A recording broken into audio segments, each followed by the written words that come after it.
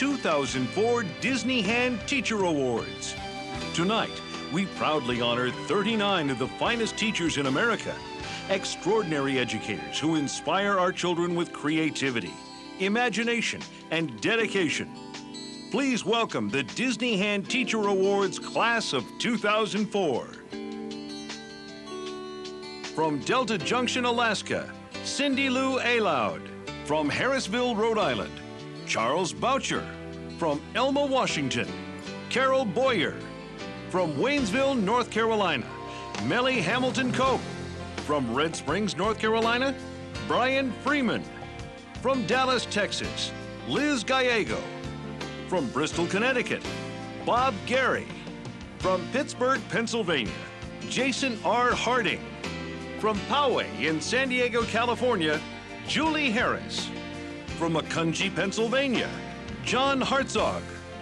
From Waynesville, North Carolina, Sally Austin Hundley. From Austin, Texas, Deb Hurst. From West Branch, Iowa, Hector Ibarra.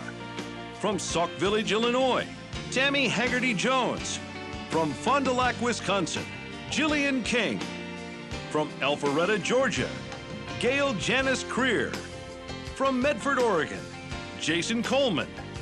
From Holton, Kansas, Jason Larison. From Montclair, New Jersey, Casey LaRosa. From Alverton, Pennsylvania, Janie Lehman. From Maywood, Illinois, Glenn Lidd. From Clarksville, Tennessee, Danny McGrands. From Concord, Massachusetts, Janet McGuire. From Grafton, West Virginia, Darlene Martin. From Jericho, New York, Susan Menkes. From Plymouth, Massachusetts, Warren Phillips. From Houston, Texas, Gary Piercy. From Gages Lake, Illinois, Elizabeth Pumala. From Anchorage, Alaska, Cindy Rosser. From Des Moines, Iowa, Michael Schaefer. From Overland Park, Kansas, Sue Stinson. From Redmond, Washington, Brigitte Tennis. From Spring, Texas, Robert Thomas. From Fort Lewis, Washington, Jeffrey Thompson. From Miami, Florida, Joe Underwood. From Weston, Massachusetts, Claude Valley. From Fordyce, Arkansas, Pamela Caldwell Vaughn. From North Canton, Ohio, Daryl Woods. And from Ludenville, Ohio, Amy Young.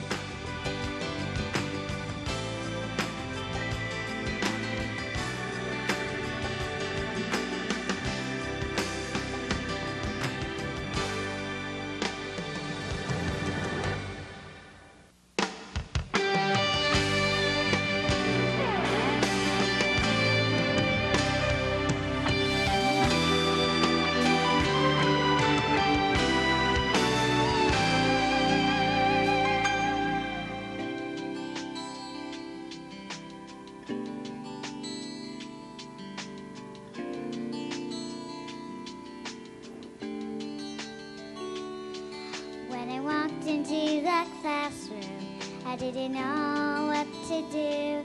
I thought of running back home all alone and never going back to school. Then someone tapped me on my shoulder, saying, "Welcome to my room. Can you help me read a story about a kid who lives on the moon?"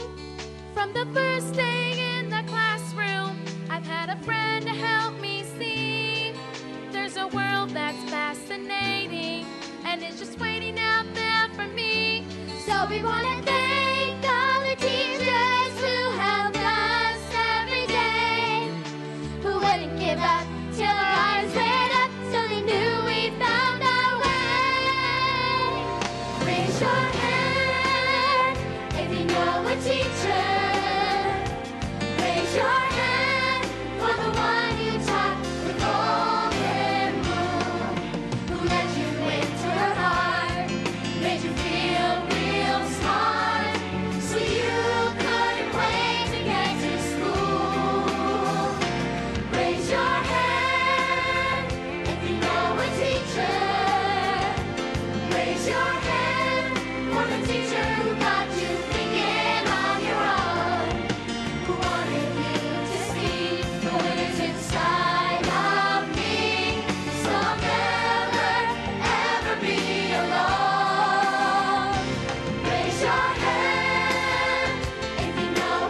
teacher.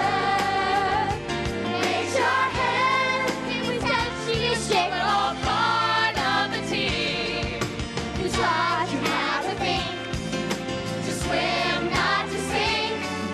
Instead, go ahead, follow your dream. Your hand for the teacher who believed in you. Raise your hand. We wouldn't let you stop, made you reach the top. Raise your hand. A friend who earned your trust by saying yes you must. Raise your hand if you know a teacher. And all of you have learned the lesson that teaching is the world's noblest profession.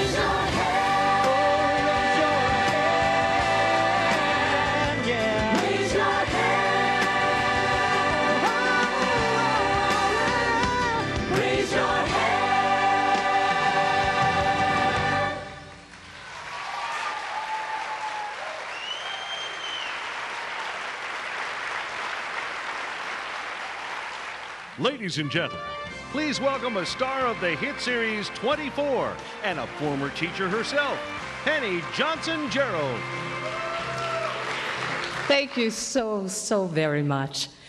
It's really great to be back here again for this very special awards program.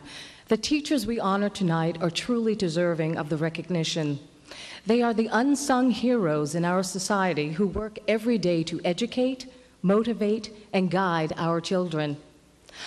I have a special place in my heart for this profession because other than acting, I am also a teacher.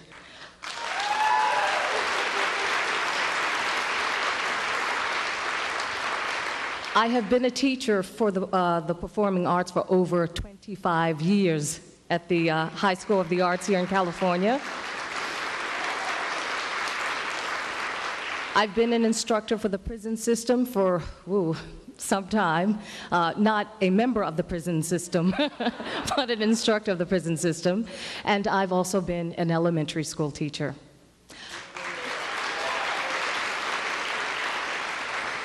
I love teachers. Actually, I have to tell you a secret. I am in love with a teacher. As a matter of fact, I married a teacher. My husband, Graylin Gerald.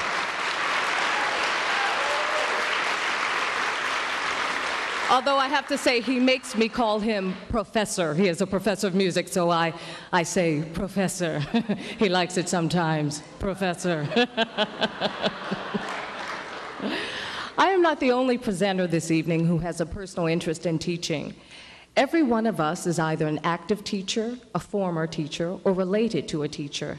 And we're all here to celebrate and honor you. So let's see. We have 39 honorees and their guests, many of whom are also teachers. We have about 40 teachers on the selection committee. We have a bunch of presenters who are teachers or related to teachers, and we have a gallery that's packed with teachers.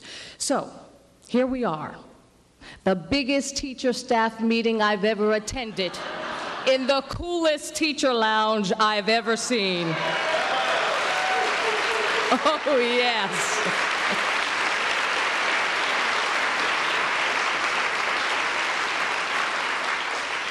Now, for those of you who are wondering how tonight's honorees were selected, here's the story.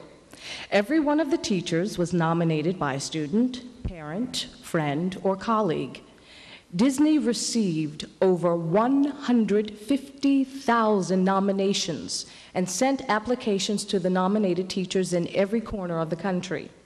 Then a panel of distinguished educators had the rewarding and challenging task of reviewing the thousands of applications and narrowing them down to the 39 teachers we honor this evening.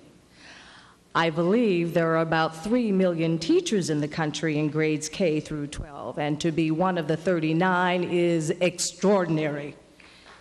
Oh, yes.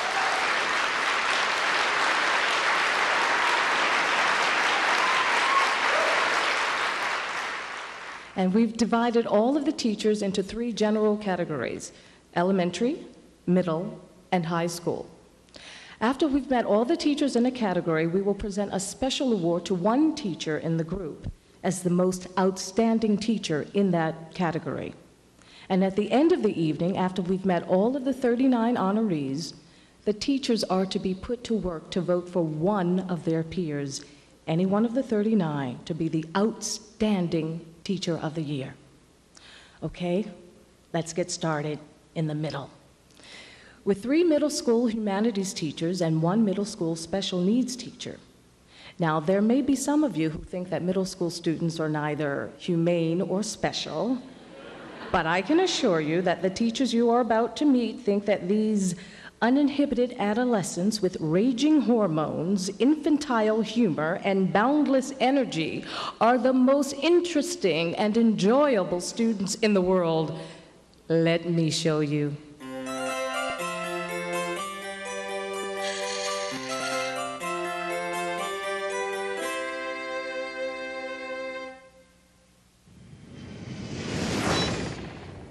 Team teachers Sally Austin Hundley and Melly Hamilton Cope have created a nurturing environment that fosters success at Waynesville Middle School in North Carolina. In this non-traditional classroom, there's no homework and no tests, but the curriculum is filled with no-nonsense and hard work, plus valuable skills for the real world and the personal satisfaction that comes from improving the lives of others. We have students that have always been known as the troublemakers. So they come in thinking that they can never be successful. And so they fight us really hard in the beginning of the year, and we work for a while just to convince them you can be successful in school. And the umpire says, Strike 2. No umpire said better than that. We teach them that service means putting other people before yourself. And once they accept that, they eagerly look for ways that they can do things for others. We wanted them to realize that they can make a difference. We wanted them to actually be able to walk away and say, I improved the life of somebody today. Yes, you were the people that have been in trouble in the past, but now look at what you're doing. I just think it's really good that Miss Hundley and Miss Cope let us do this because I just love it. No, you like them all? We hope that we have taught them to be accepting and to be able to get along. This year it seems like I got more friends, and I love the team. It's awesome.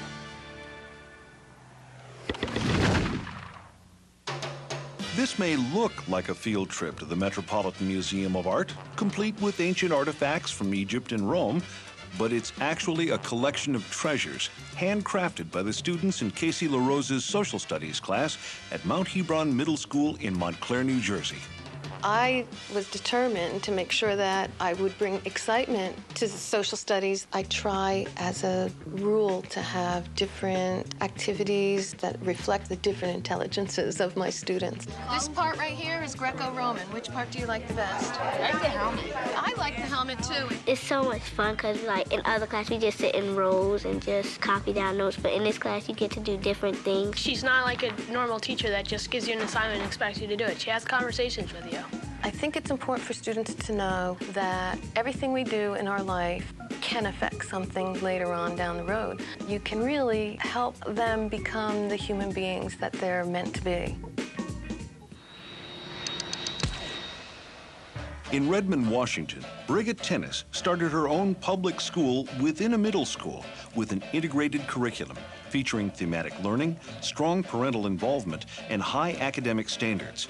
Stella Scola is a place where students shine brightly. We've set up kind of a family feeling, and because of that, they're willing to take risks. I love their enthusiasm. They're ready to try anything. Presentations are exciting because they don't mind dressing up as a character or being a little goofy.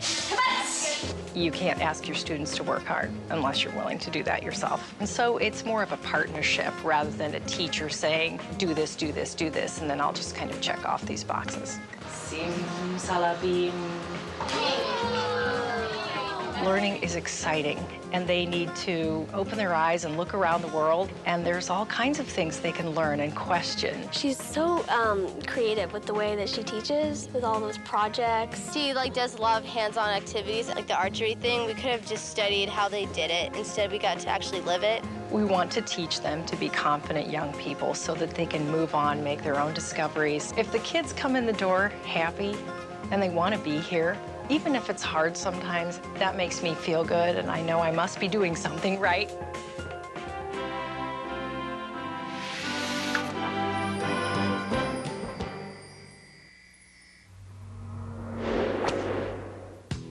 For Robert Thomas's special education students at the DeWitt Middle School in Spring, Texas, the community is the classroom, and the classroom is a community. In a program rich in inclusive learning and community service, Robert empowers his students with the confidence that will last a lifetime. They need to learn the skills, whether it's interpersonal skills or shopping skills or time or money, so that when they go on to become adults, they can maybe live on their own or live in a group setting and lead full independent lives. I'm here to introduce the best daytime talk show in the world, the Diva Talk Show. I've tried to create a talk show, and each student has taken a turn as host, and they never know who's going to show up. With today's special guest, Robinson Crusoe. On what important day were you shipwrecked? I started making a program which was called Building Bridges, Helping Others, Helping Ourselves. We go out into the community once a week. And my students like to read to younger children like yourselves because it helps them to practice their reading skills. It is hot out here in the sun. We don't want to shelter them. We want to try to have them weather the storms that may occur so that they can work through these things and say, you know, it's going to be okay.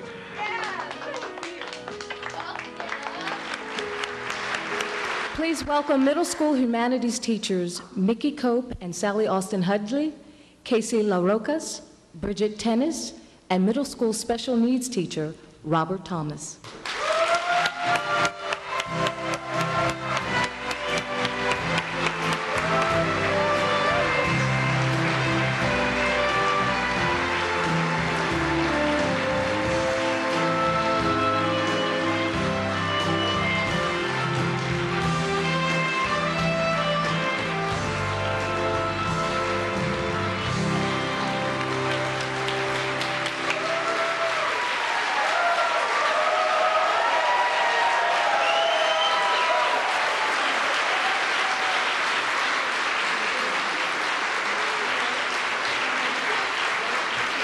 Boy, are they special.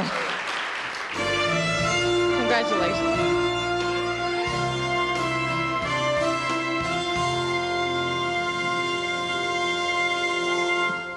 I want to take one home, too. The kid. That's what I was speaking of. The second category this evening is middle school mathematics. I must admit that I was pretty good in math and a pretty good student back in Northern Parkway Junior High School in Baltimore, Maryland. In fact, I was an A student. And I had some very, very good teachers. However, I must admit that I think I might have had, you know, an even better time at math, and if I'd been lucky enough to have one of these teachers, and if I was lucky enough to be in one of these classrooms. And if you watch this clip, you'll know exactly what I mean.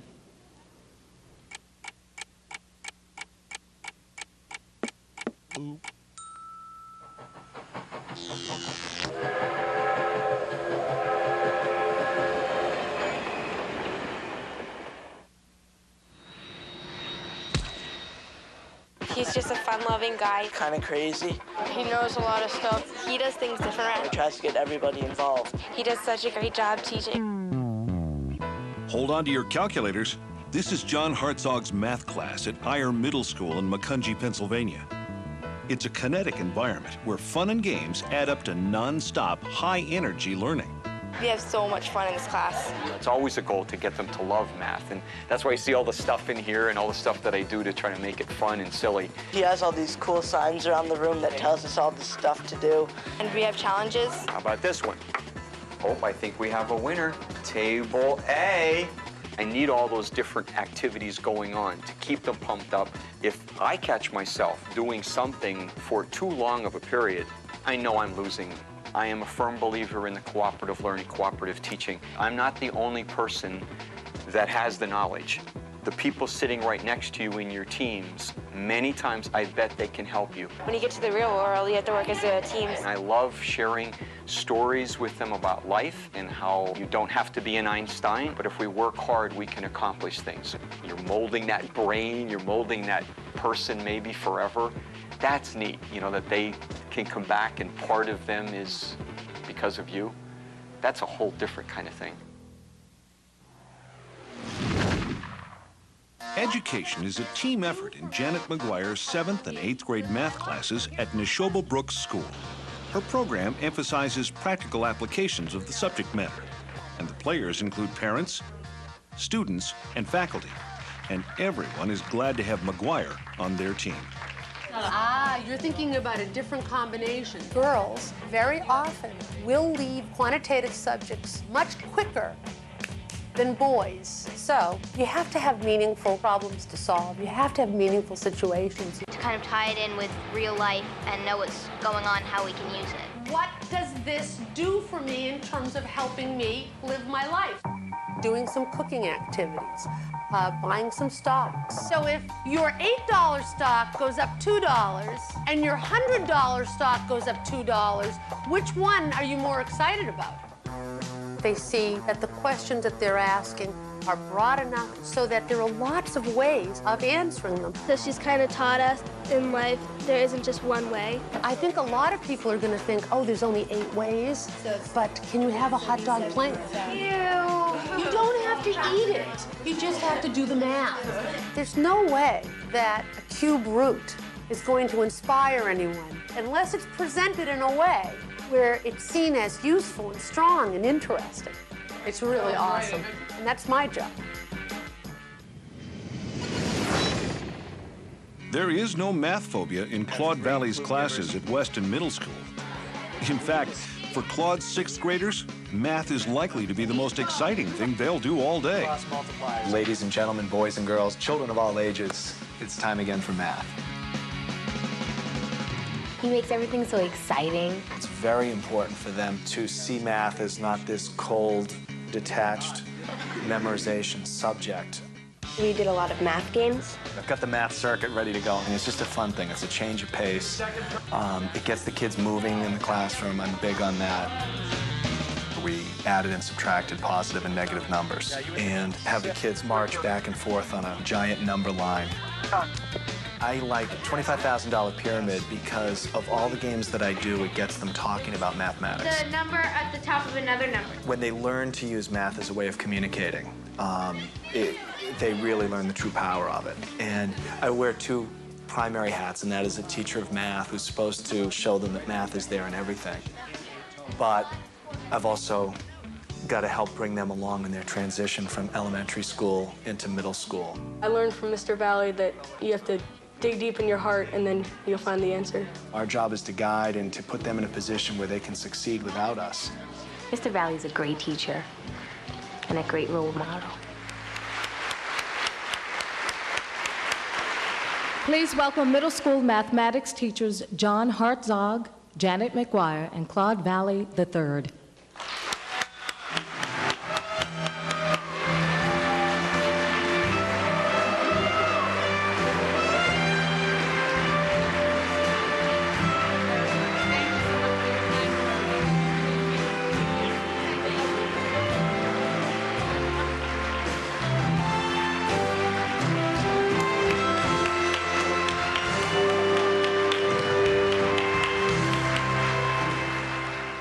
Ladies and gentlemen, from Mission Impossible 2, In the Bedroom, CSI, and more, please welcome former Los Angeles City Schools teacher, William Maypother. Thank you all for inviting me here and allowing me to participate in helping to honor all of you. I'm honored to be here. And if you all just put away your programs and your pencils and pens, we can get started, okay? I have two very strong connections to teaching. First, my younger sister Catherine is a teacher.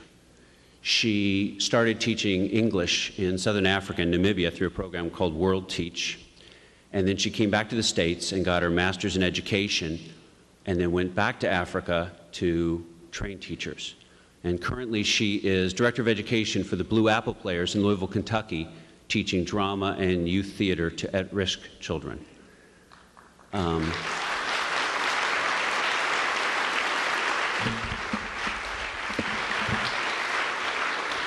Thank you. My second connection, as the guy with the big voice said, is that I myself am a former teacher.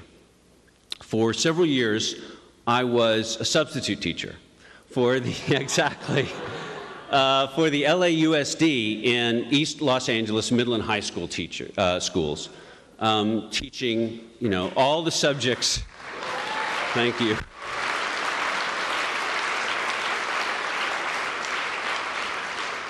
Thank you. Teaching all the subjects that they could throw at me, which, as you all know, is a lot. And I never realized how little I knew until I had to teach all of them. Now, while I was teaching in East Los Angeles, I once took over the classes for a biology and chemistry teacher who had to leave in the middle of the semester, me, a former English major. And I quickly learned in that long assignment, more than I ever did in any of the daily assignments, how tough classroom can be to work, especially when it's a science classroom filled with adolescents with the attention span of adolescents. So let me introduce three amazing teachers who somehow managed to mesmerize these frantic minds every day with middle school science.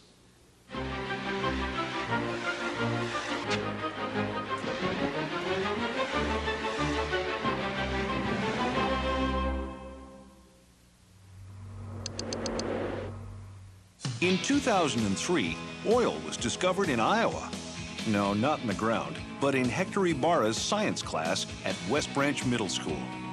It's just one of the many inventive experiments Hector uses to teach his students how they can impact their environment and the world.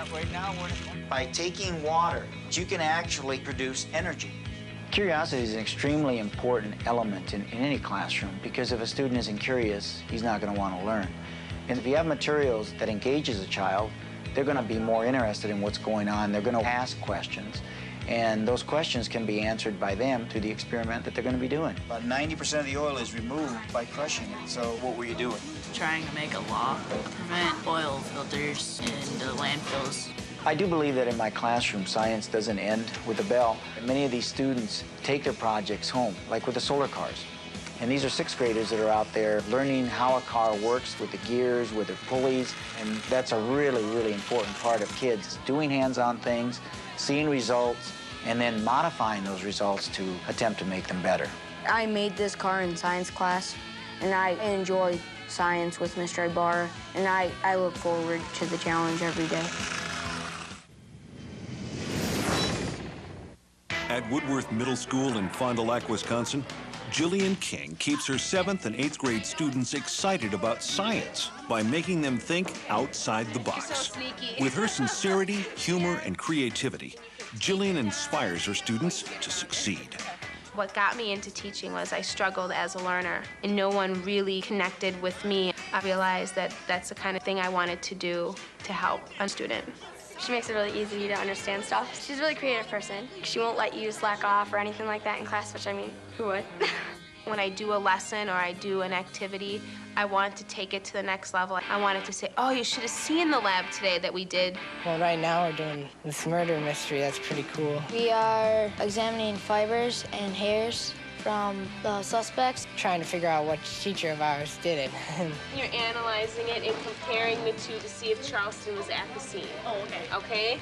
I started the science fair, and now the whole entire school does it. We have over 500 parents come each night. This is the first year that I ever liked science. All right, now you need to choose your experimental. Still don't drink it. We're doing rockets, and so we like put Alka-Seltzer and water in it, and then you shake it a little bit, and then you just let it go. I want to be a science teacher now because of Mrs. King, because she's so inspiring. She blinded me with science. At the Plymouth Community School, Warren Phillips engages all the senses of his 7th graders. Stimulating their imaginations, Warren's students touch, smell, taste, see, hear, and even sing their way through a magical journey in science exploration. I'm going to sing and you're going to sing with me, right?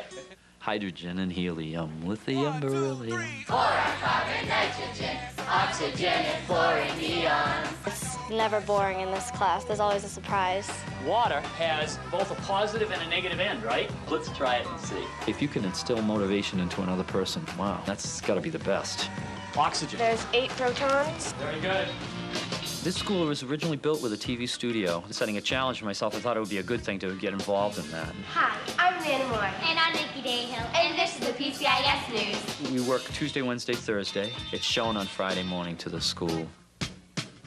The best part about being in this class is it's very hands-on. You can have a lot of fun, but you can still learn a lot at the same time. We're a family, and we're going to have some highs, we're going to have some lows, we're going to have some disagreements, but we're going to go through this as a family together at the end of the year.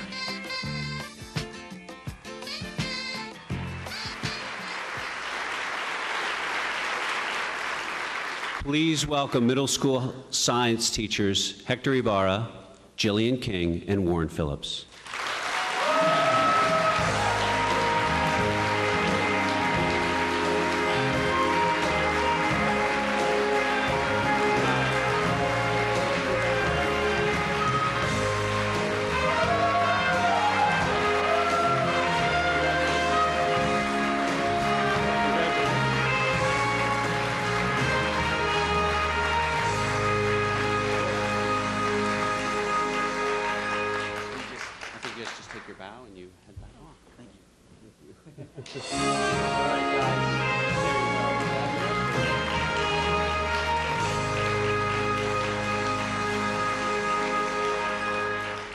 Now that we've met all 10 of our middle school honorees, I have the honor of presenting one of them with the award as the Outstanding Middle School Teacher. Let's have one more quick look at these 10 remarkable teachers.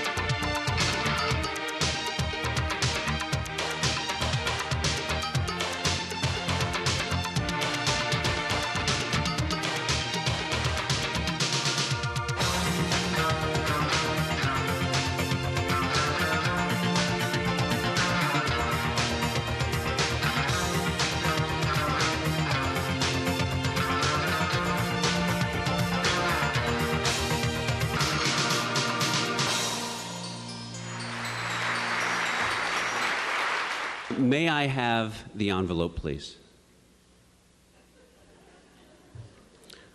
So the honor and the award of Outstanding Middle School Teacher goes to Warren Phillips.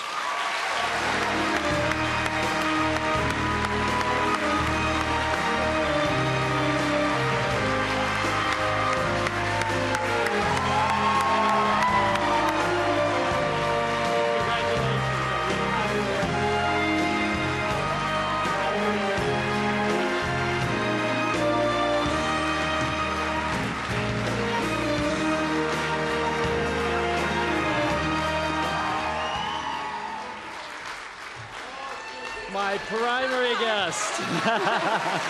It's my daughter, Kristen.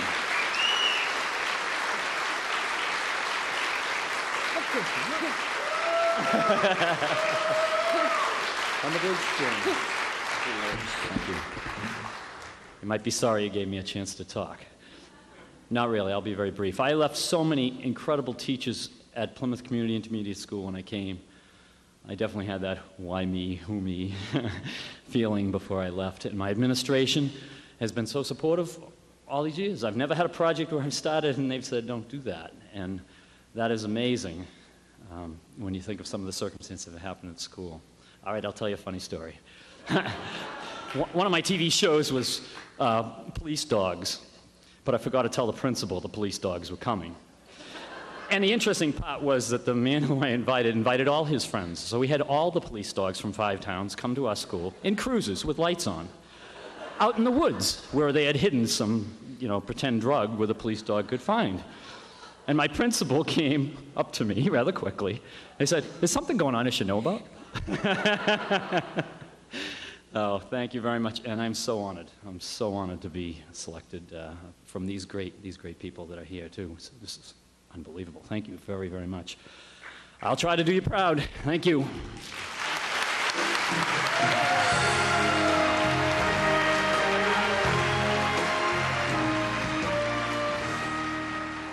And now, a young man who has captured the hearts of Americans from coast to coast. He is a triple platinum recording artist who is also proud to say he's a teacher. Please welcome Clay Aiken. When you're weary, feeling small, when tears are in your eyes, I will dry them all.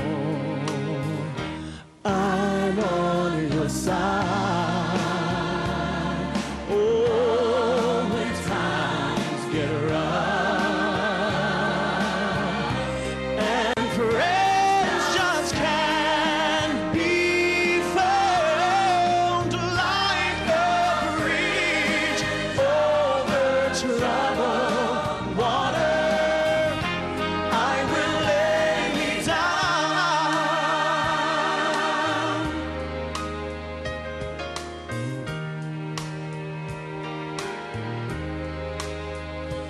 When you're down and out, when you're on the street,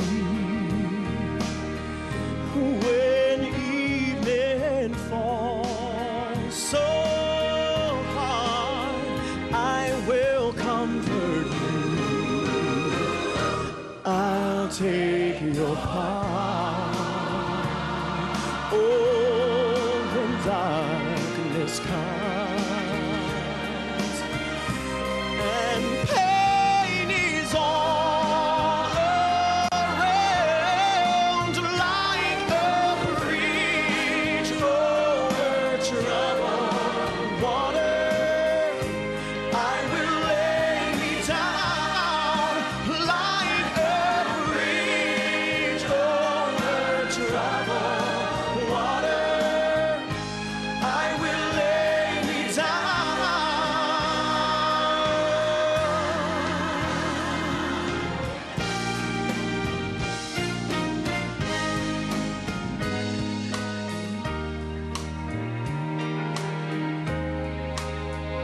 Sail on, silver girl. Sail on by. Your time has come to shine. All your dreams are on the way. See how they shine when you need a friend. Look around, I'm sailing right behind, like a bridge over troubled water. I will ease your mind, like a bridge over troubled water. I will ease your mind.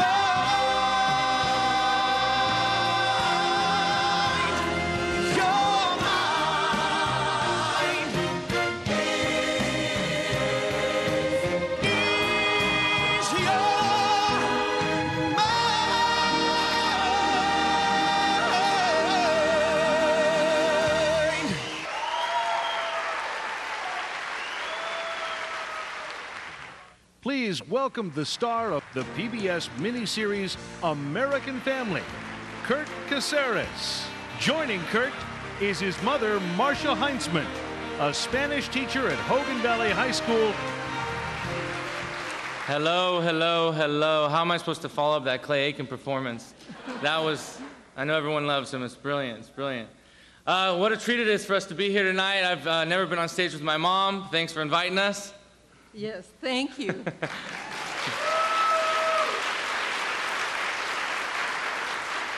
I wanted to bring my mom up here and embarrass her, and I think it's working. She was a little nervous backstage, but now she's all back in place, and reminded me of when my first time she put me on stage, and she said, "Don't be nervous of the audience. Just imagine they're out there in their underwear." You know that old thing you hear when you're a kid. My mom's a Spanish teacher up in Northern California, in Vallejo. Thank you very much. I'm glad I got to bring her up and just recognize all that she's done for not only me, but thousands of children, you know, throughout the years. I grew up with two teachers because my dad's also a teacher. He's retired, but he's also a teacher. So I grew up with two teachers, which made me decide that I didn't want to go into that profession because I saw how difficult it was. I saw what you guys go through every single day, and I realized I need to become an actor. But I also teach. I'm part of a theater company here in Los Angeles where we go to inner city schools, and we perform Shakespeare and classic theater. But before we go and actually do the performance, we go a week ahead of time, and we take them into class, and we teach them about classical theater and Shakespeare. And I'll tell you, the first time I ever did that, by the third hour, I was so exhausted that I started calling around trying to get someone to come in and substitute for me because it was the most tiring experience. And after that, I had the utmost respect for everyone. That is just one of the most underappreciated professions and one of the most important. And so I thank you to everybody here.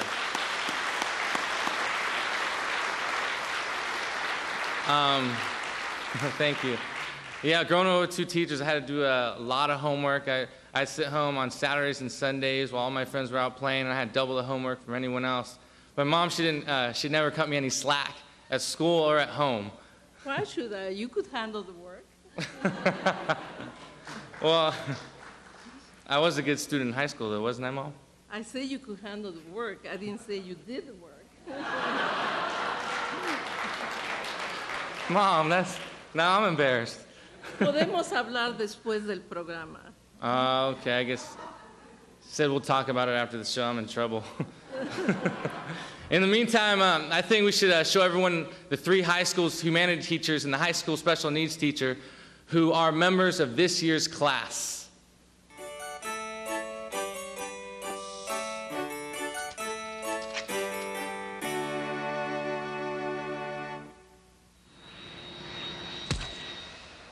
I know a man who helps students understand, and when they think they can't, he'll tell them that they can. There are no spectators in Danny McGran's Spanish classes in Clarksville, Tennessee. In a program that stresses community service and individual success, Danny's students don't just learn to speak the language, they live it. La familia. Time, we never have enough of it.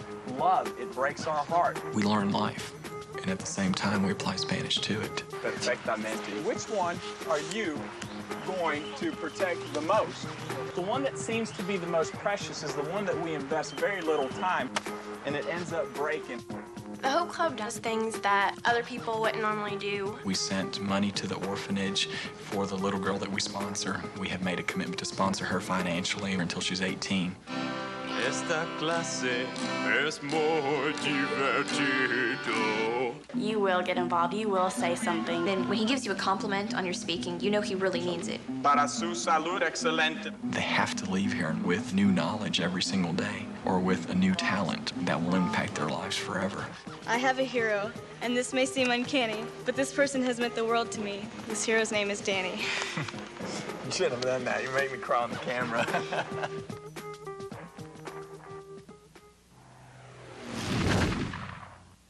Michael Schaefer brings his students treasures they can touch and feel in his government classes at Central Campus High in Des Moines, Iowa.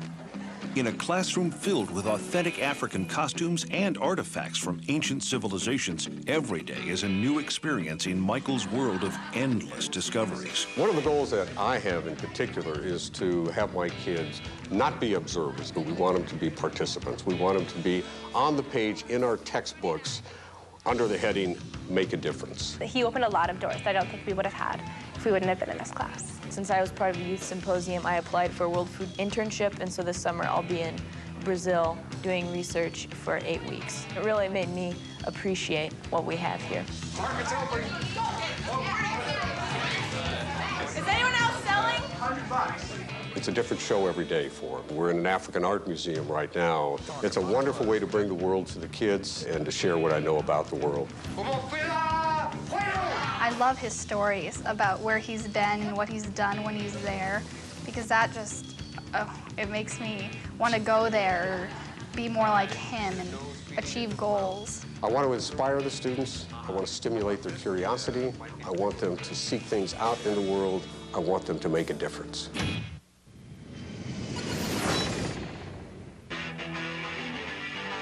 At Loudonville High in Ohio, Amy Young teaches English, world history, creative writing, and Holocaust studies. Plus, she's the advisor to the drill team. It's an eclectic mix for a very engaging and eclectic educator. All of these ideals and objectives that you have to have in your lesson plans, they're all kind of out in the air. I just think it's really important to always make things realistic for the kids. Give me some examples of nonviolent resistance during the Holocaust. There's a little bit of prejudice here that you can kind of feel. I felt like I could do something about that. She's excited and into everything she teaches about. You take it all away with you. I don't like calling it teaching for tolerance because it's more than a tolerance, it's a respect. The reason why I taught that class was because of hatred that I don't want my children or kids that I teach to be a part of. All of a sudden, the abstracts out there weren't abstract anymore. It makes you teach everything differently. She's a really rare breed sort of teacher. She enjoys learning as well as teaching. You should always question things and be curious and think and analyze and be critical of things. He doesn't believe me. This is an oh, Captain, my Captain moment. We all go through ups and downs where we think we're not doing a good job. And when you sit back and look at those little tiny daily things, you know you really are the teacher that those kids want, and you can't ever forget that.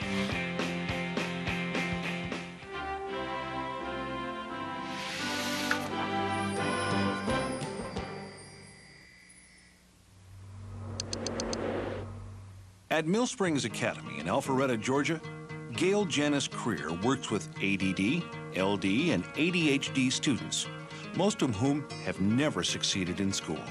You got to be up to the challenge for that one. That's pretty abstract, but you can do it. You can do this. Every day, Gail creates an environment where they can thrive, excel, and become Mill Springs miracles.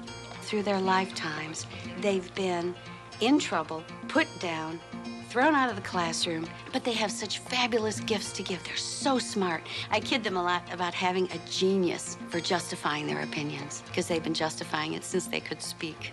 Why they did the right thing and why they shouldn't be in trouble. What happens to the American? What is the American dream? That's a tough one. In journalism class, their magic 7 words are, Gail, what can I do to help? It's their responsibility to ask me, and they love it. They come early to class, and they stay late. She's a really creative teacher. She makes work fun. Actually, it really doesn't even seem like work. It's just more of a pleasure. The hardest adjustment when students come to Mill Springs is to trust. Their life is an open book at our school, and we have no secrets. They all know I can fit in just right, and having no one, picking on me, starting fights. Everybody wants to be a success, and I like to feel that I give them that opportunity every day.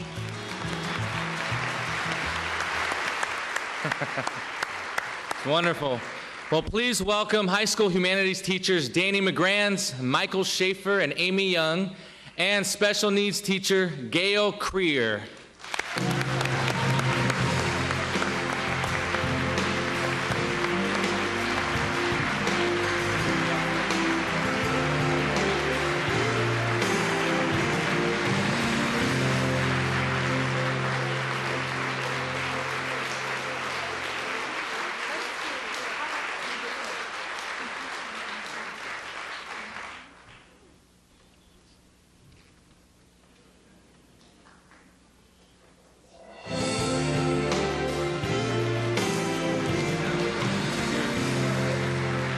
here on the mic.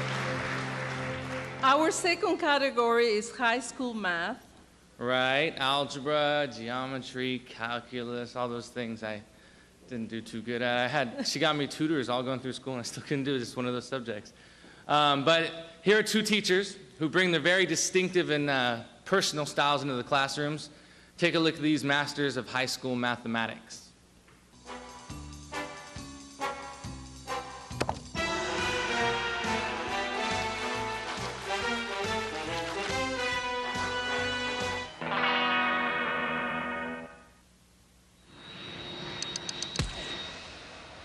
The students at Grafton High School in West Virginia make their own stained glass and Fabergé eggs, but this is no art class. Welcome to Darlene Martin's Geometry and Algebra 2 classes, where learning math is a tactile experience. Only when I started bringing the beautiful things in and, just having a good time with it, did I get so enthusiastic and really begin loving teaching. I just think that math provides so many strong tools that they can use in any aspect of their life. What would happen if we took our circle out? That is what I want you to consider when we do our Fabergé eggs. It's one of my favorite projects because it starts out just a regular math lesson. And so then to turn it over and then just to cover it with beautiful paper and jewels and make it a work of art, that of all my projects, I think combines the two things that I love the most, the math and then on the other side, the art. She realized that we learn by getting up and running around, just being fun. She tries to do things that are different. I've learned that math isn't just about the numbers on the papers. You look out in the world and there's different designs and all kinds of neat things that I never really thought math was. Teaching that math tools are powerful, but teaching them that there's beauty in math is a pleasure. These students sing songs, toss globes, and go through all manner of contortions just to learn math. But then what would you expect when the faculty includes a punk rocker, the Cat in the Hat, and Mr. Freeze? It's all in a day's work for Gary Piercy at the Westbury Christian School in Houston, Texas. Math is such a complex subject, so these skits have been very, very beneficial as far as motivation. When they see me in that light, it's very relaxing for them. Forever math, math, baby. We've done problems like that, book work, over and over and over again, but then you put the person in the situation. It's a whole different type of learning. I guess in a way you can see him kind of like a big brother or something, instead of just like a teacher that doesn't really understand students. It's fun to learn about M-A-T-H. He's very nice, very sincere. Very, very animated. Crazy, unpredictable. Approachable, caring. It's a teacher relationship, it's a mentor relationship, it's a friend relationship, and they are family. Well, please welcome high school mathematics teachers Darlene Martin and Gary Piercy.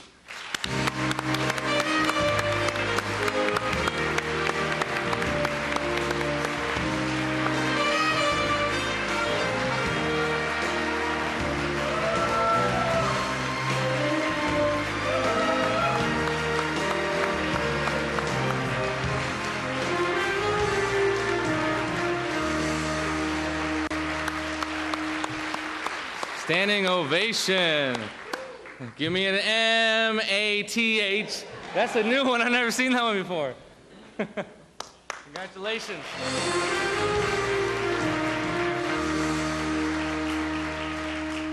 Okay, Mom. Next up for us, high school science. Chemistry, biology, physics, astronomy. Yeah, and environmental science, which is something I've been very passionate about my entire life because my father his strict concentration was in sciences. Some people call me a tree hugger, but I just grew up around nature learning about preservation, and I just think that, we try to instill on the youth that's coming up how to preserve our environment because it's starting to deplete so quickly, and I'm not going to stand on my soapbox, but environmental science is very important, and these classes have changed a lot since I was dissecting frogs and cooking chemicals over Bunsen burners. There are all kinds of fascinating things being taught in high school science classes these days. As you'll see in the next set of profiles, teaching high school chemistry, physics, biology, astronomy, da-da-da-da-da-da. Oh yeah, and environmental studies is a science all its own.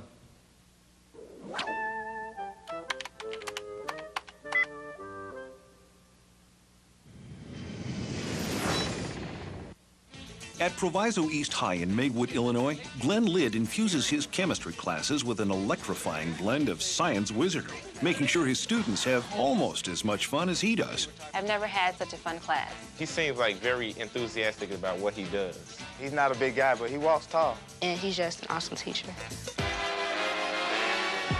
You have to try to teach to whatever brain they bring that day. What he was talking about, he always had a demonstration. So we wouldn't have to imagine it, you'd actually get to see it. And it really connects to all types of students. I've got a rap demo for you to see, and it has to do with chemistry. The energy is coming out of me, it's coming out of them, but there's got to be some charm to it, too. Mr. Lidd has his own sense of humor. What do chemists eat their breakfast off of? And you tell them, well, the periodic table. He's always cracking jokes. Why do chemists wear glasses? Well, they need to wear their glasses to control their pupils. All of them not funny, but but he do keep us laughing and keep us interested. Gets them to analyze what's going on in their brain, and it wakes them up and it gets their attention. You gotta have humor, and the whole point of teaching, I think, is to get them to go, what? Every day we came in, we never knew what to expect. If you get them wondering about what this crazy person is going to do next, they're going to keep coming, they're going to keep thinking about what's going to happen next, and then you can start talking about the how and the why.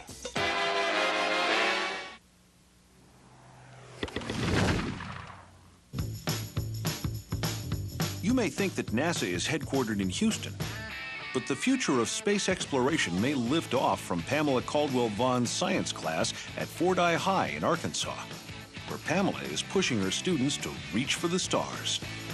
The children were isolated in various respects. I wanted them to be aware of all the possibilities that were out there. Personal satellite assistant. Who would use it, Jordan? The astronauts on the International Space Station. I really enjoyed the NASA Student Involvement Program. Your mission, should you decide to accept it, is to help the astronauts move the PSA to perform a specific function. Oh, man, we're so close. 3, 2, 1, pull! This was our second launch today. I wanted all of the students to feel successful because they learned what either improved or didn't improve their rocket. I don't want my students to be afraid of making mistakes. Making mistakes is a way to learn.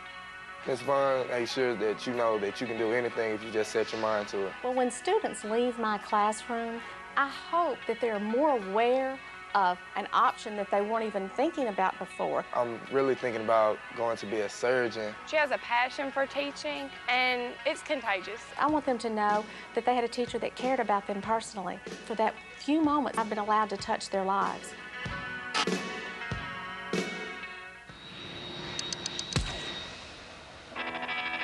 Darrell Woods challenges his physics scholars at North Canton's Hoover High to think beyond their normal boundaries.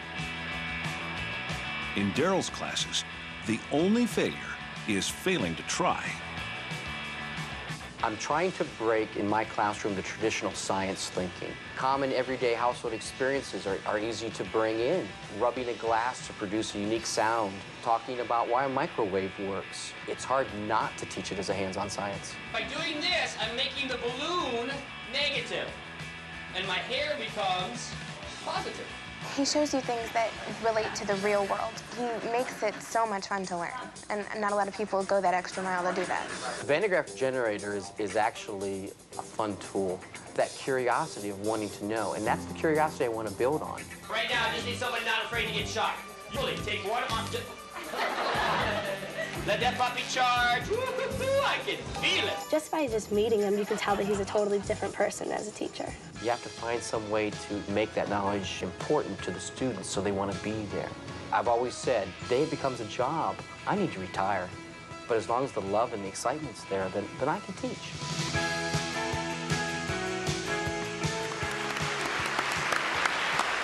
Yes, yes, yes.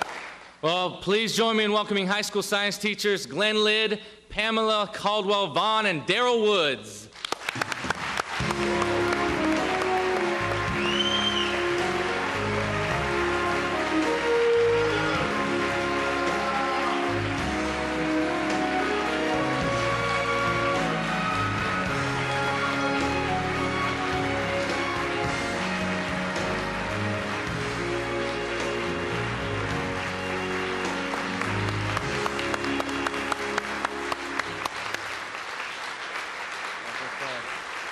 Thank you.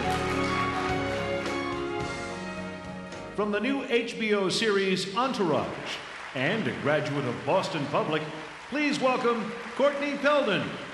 Joining Courtney, her mother, Professor Wendy Peldon, from the College of the Canyons, Santa Clarita, California. Thank you all. My mother and I are very excited to be here. This is a wonderful night, and I thank you.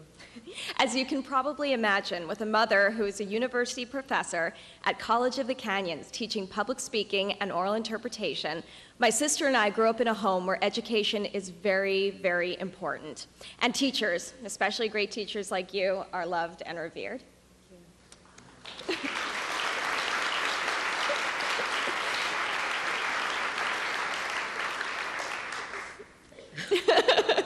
As a fellow educator, let me tell you, I am so proud to be with you tonight, and so proud to say I am a teacher. Thank you.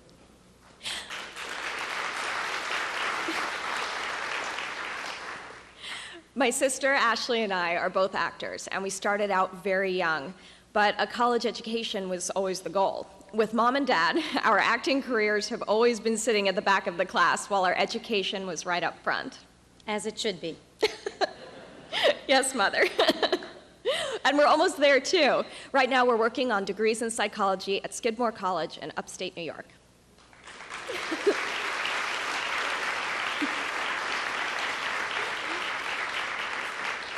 Well, I think that's enough about us. So let's meet more of my fellow teachers. Our first category is high school applied fields. What's applied fields? Thank you for asking. I looked it up on the Disneyhand website. The applied fields category is open to anyone teaching in grades K to 12, whose discipline includes technology, business, career and technical education, home economics, agribusiness, library science, English as a second language, elementary specialists, gifted education, and psychology, plus any teacher or teaching team that feels they don't fit into any other category. Whoa. Okay, I got it. And here are 3 teachers who get it in a big way. Meet this year's honorees in the category of applied fields.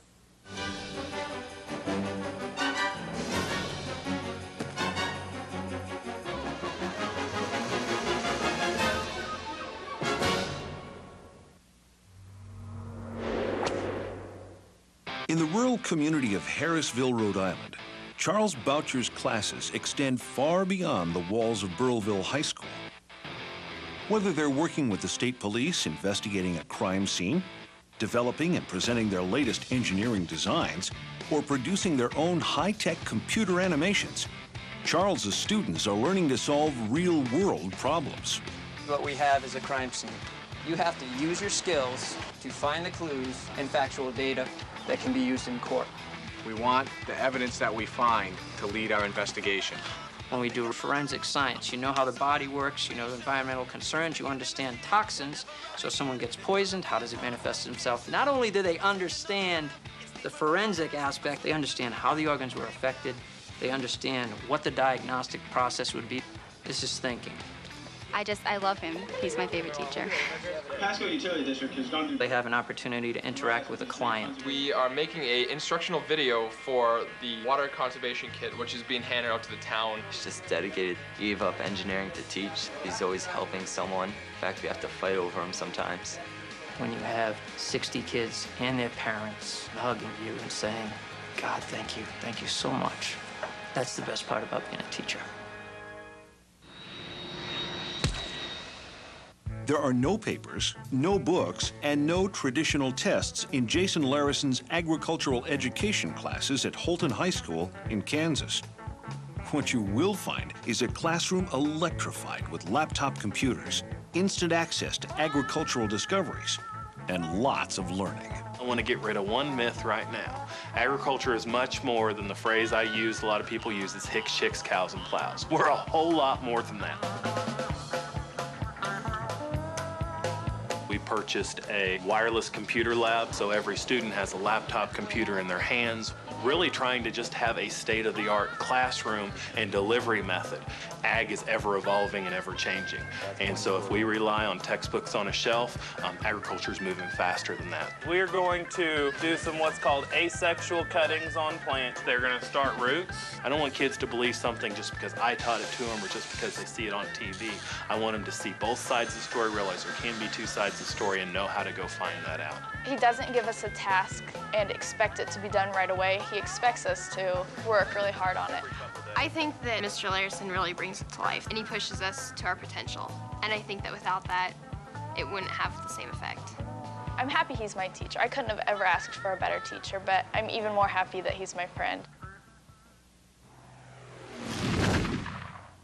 As a former college teacher and corporate executive, Janie Lehman knows how the business world works. So she expects her students at Southmoreland High to follow directions and work as a team. And if they don't, they're fired. I am the Donald Trump of the education world. You are led by one of my associates, George. The apprentice gives them an idea of what they should expect in the corporate world. Today, you will have the opportunity to win yourselves that illustrious title of being named The Apprentice. I decided if they could do these tasks, you know what, it would be really fun. This will break you. After the second time where people got disqualified or fired, they finally understood that if I set a deadline, you have to meet that deadline no matter what. You're fired. I'm gonna be able to go out in the world and use everything that she taught me. And when you see how happy they are and you see that they thank you and that you're a part of their life and they don't forget you years afterwards, that matters. Thank you for showing me that school is not just about learning, but about having fun and learning what you can do best. So thanks, Mrs. Lehman.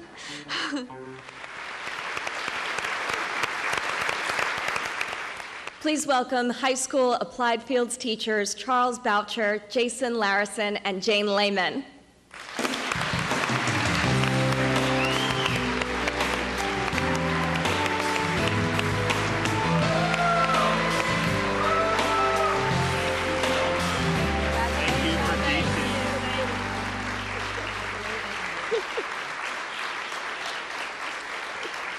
Let's give a hand to those teachers. Woo!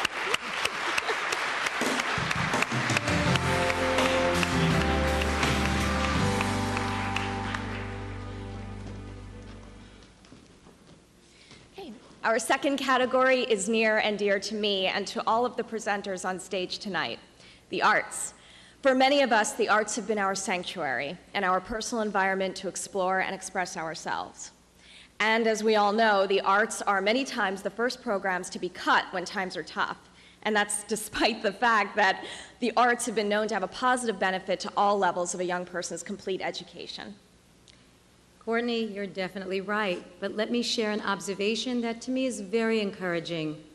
In watching these wonderful stories tonight, I've noticed that almost all of you use the arts in your teaching. It doesn't seem to matter if you're teaching English, math, history, applied fields, or anything else. You use music, dance, theater, design, and more to engage your students. I admire your professional ingenuity and your political sophistication. If you can't stop the district from cutting the arts, then import the arts into your lesson plans every day.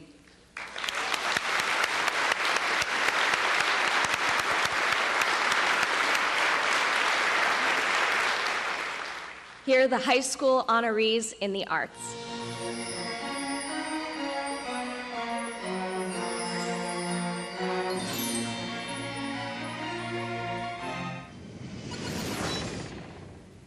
From flamenco to salsa, Liz Gallego's students in Dallas, Texas, trace their history and heritage through the art of dance. In a demanding program stressing teamwork and discipline, Liz's dancers study the subtleties and intricacies of every dance, and in the process, begin to learn what life is all about.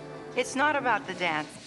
You've got to hook them, you've got to bring them in, and then bring them along to everything else that they need to learn. The dropout rate at our school is 80%. There's personal development that needs to be addressed. Relax. Let the pain be. I have a list posted on my website of all the kids that are in college from our dance program. Even though they have no money, even though some of them are not even American citizens, they are finding a way. It's amazing. She gives us all opportunities to progress in our, not only in dance, but in our outside lives. They're family. It's been a very magical time. She has taught everything, like be responsible, don't give up. I think I'm gonna remember her always. It's like a mama bird, you know, you gotta kick them out of the nest. And some of mine don't want to leave.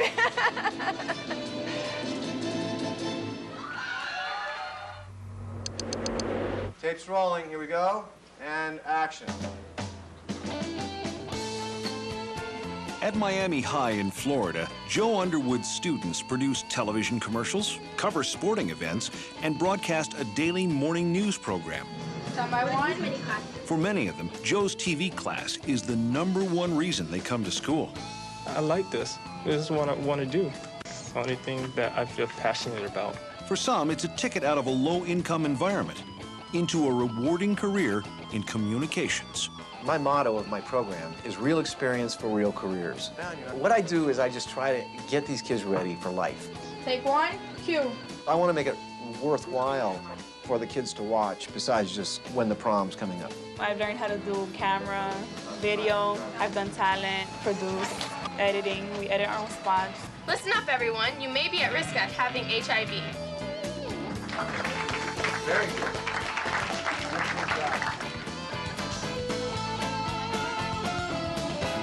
3, 2, 1, fade it out.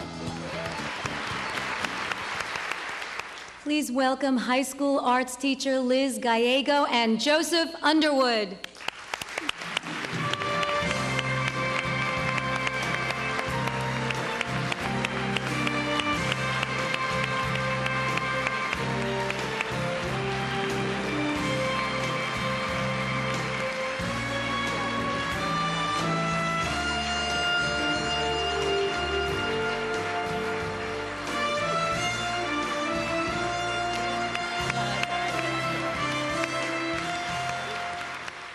Now it is my pleasure to present the award to the outstanding high school teacher.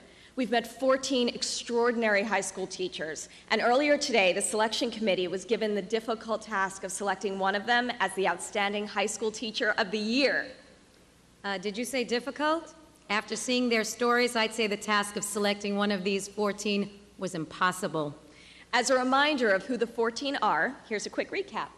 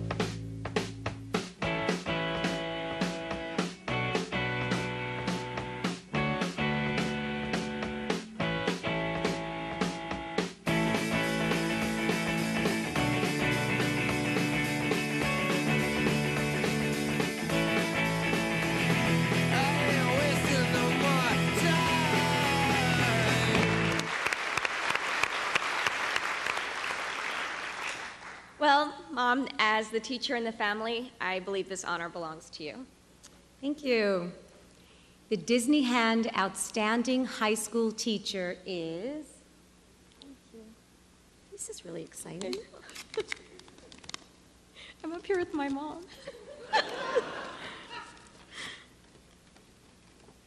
I'll make sure I read the right name. Glenn Lidd. Congratulations.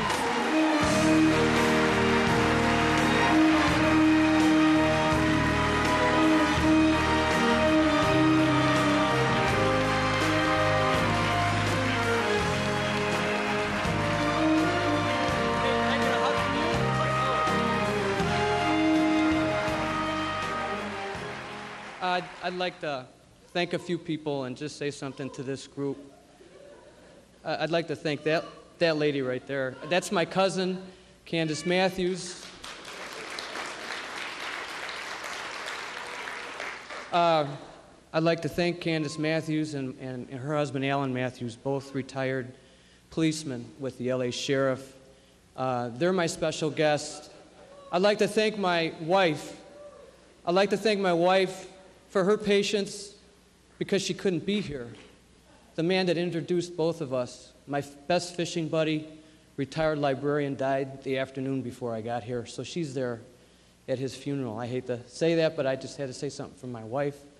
I'd like to thank Gail McGugan and Janet Thon, her special guest. Janet graduated from Proviso East in 1954. She was the honoree in elementary ed last year. And since my wife couldn't make it, they were like my wives.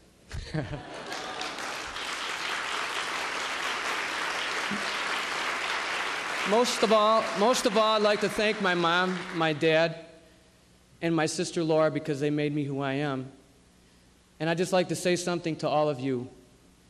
I was thinking about the movie we saw last night, and I know if I picked any one of you out of the crowd and opened your chest, there wouldn't be one heart. There'd be every one of your students' hearts would be there. You don't have to explain your vision to your students because you would just invite them to stand next to you and experience it for themselves. The people, the teachers in this room, they don't fill the bucket with knowledge. They light the knowledge on fire. I'm just convinced.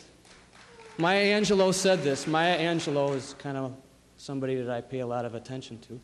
Maya Angelou, I got this card from a fellow teacher, said, and this is true of all of you, that she said it was people, but it's teachers. You're all rainbows, and your lives are bright, shining examples for everyone in this world. Thank you. Ladies and gentlemen, here to present a very special award. Once again, please welcome Clay Aiken. Hello again. Before I say anything, I want to thank all of you for making every teacher in America, including me, feel extremely proud and hopeful. So I'm thrilled to be with you this evening and to share in this wonderful night for education.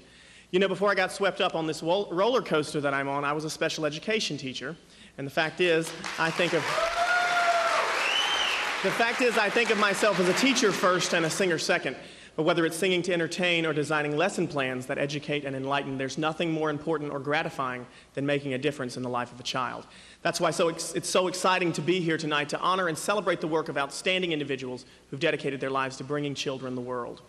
Perhaps the most amazing opportunity brought about by my newfound exposure is the chance to teach on a larger classroom. Part of the lesson plan is the Bubel-Aiken Foundation that I helped to create with my good friend Diane Bubel. The foundation strives to bridge the gap that exists between young people with developmental disabilities and the non-disabled community that prevents them from enjoying full inclusion in today's reality. One of the many organizations that we've embraced is Youth Service America. Youth Service America is a resource center that partners with thousands of organizations committed to increasing the quality and quantity of volunteer opportunities for young people in America. Tonight, I'm very pleased to present the Youth Service America Community Service Award to one of the teachers we're honoring. A few weeks ago, the Disneyhand team, on behalf of Youth Service America, asked tonight's honorees to answer questions regarding their community service work with students in their communities. Applying for this award was optional. Well, as you can imagine, as we're seeing, these teachers' good service works don't stop when they leave the classroom. They're creating and actively involved in wonderful projects in their local communities. Ladies and gentlemen, time for the awards, so let me bring out our statuette carrier. Please join me in thanking the one-man service community service program, this year's recipient of the Youth Service America Award for Outstanding Community Service from West Branch Middle School in Iowa City, Hector Ibarra.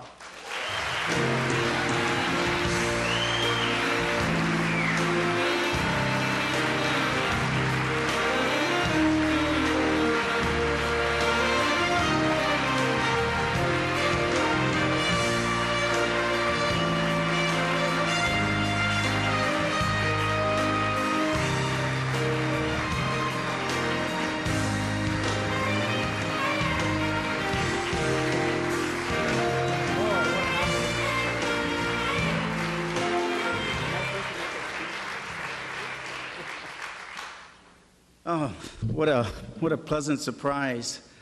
You know, standing before you, I know there's so many outstanding projects that all of you have done, and it's such a service to be involved with just the teaching profession and the importance of the environment and what we need to do in order to preserve it. You know, I'd like to thank my wife for many of the things that she's done for me, because I know that in our household, you know, I've had to give up a lot of things because of just my beliefs and things that I work for. And so thank you very much.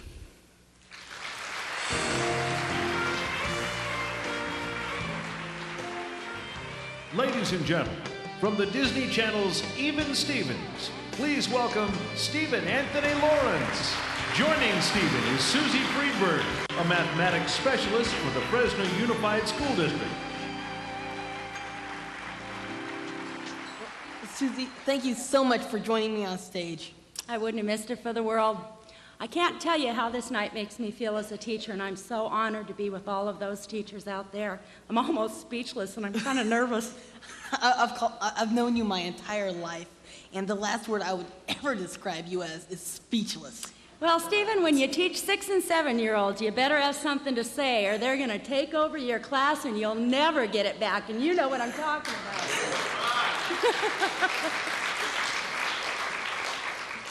Okay, so we're starting the final set of teachers. The teachers we are about to recognize are all elementary school teachers. However, they are anything but elementary in who they are and how they teach. We have 14 teachers in 5 groupings. The first set to be honored is the teachers who never get a chance to sit down.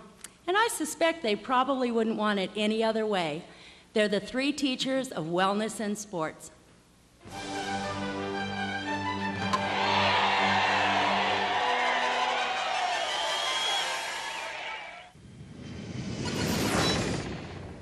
It may look like it's just fun and games in Sue Stinson's physical education classes at Apache Elementary in Overland Park, Kansas. Rest assured, Sue has planned every moment of every activity, and the lessons they learn include math, spelling, and geography, as well as physical education. Same foot, opposite foot, 2 feet. PE is not dodgeball anymore. And if you think that, come to class and find out what it is. Our warm-up today, we are spelling! Yes!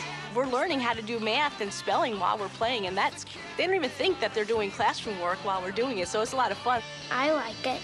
It helps me because it's more practice.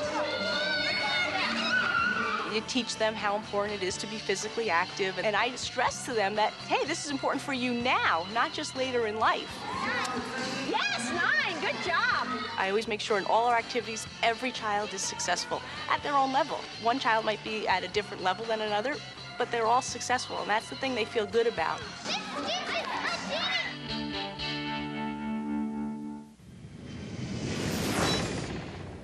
Delta Junction may sit at the end of the Alaska Highway, but it's the beginning of a lifelong love affair with fitness for the kids in Cindy Lou Ayloud's classes.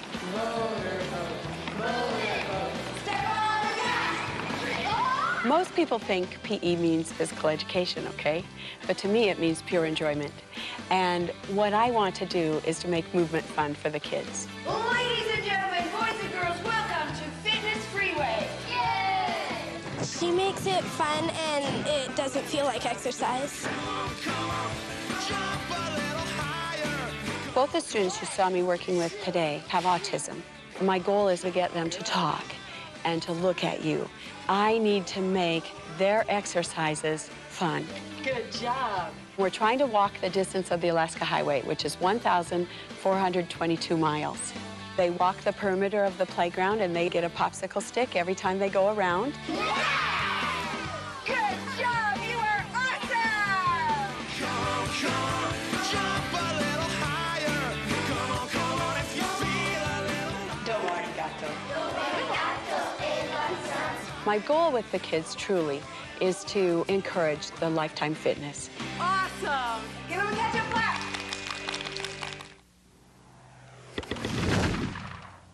At Lermont School in Gages Lake, Illinois, adapted physical education teacher Elizabeth Pumala uses shopping sprees and golf tournaments to give her students the confidence they need to compete in the World Series. Good game. When you come into our school, you see limitations, you see disabilities, you see handicaps, and I see students with a lot of potential and a lot of ability. I want them to be able to do the same activities that someone else would do at their age. So we kind of follow the same curriculum as any other gym class in a regular school. Let's show them what a home run looks like, Cal. We turned the gym into Wrigley Field, and we played 3 innings of the most exciting baseball. Nice, Cal, go! With Liz, she doesn't let them not do something because of their disabilities. If they can't hit the ball or something, she helps them hit the ball. Or if they can't kick, then she helps kick for them. I research each syndrome, each disability, and then I just kind of push it aside. And I look at the student and say, what can we do with the student? How far can we get? We just stretch it out and go as far as we can go. Hey now, you're an all-star. Get your game on, go play.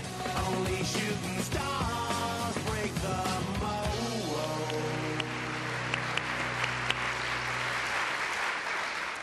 Please welcome elementary wellness and sports teachers Sue Stinson, Cindy Lou Aloud, and Elizabeth Pumala.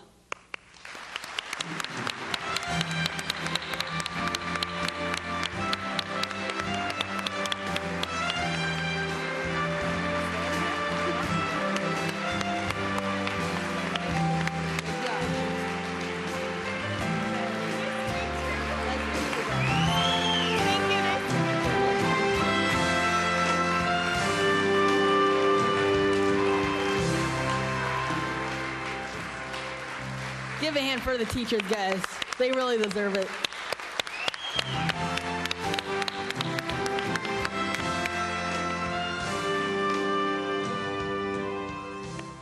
Okay, our next category includes an elementary school teacher who makes the arts and crafts, the arts of another teacher who teaches special needs children. The first is a magician who transforms her classroom into an artist studio filled with creative expression. Then we meet a second-generation teacher dedicated to working with children with special needs.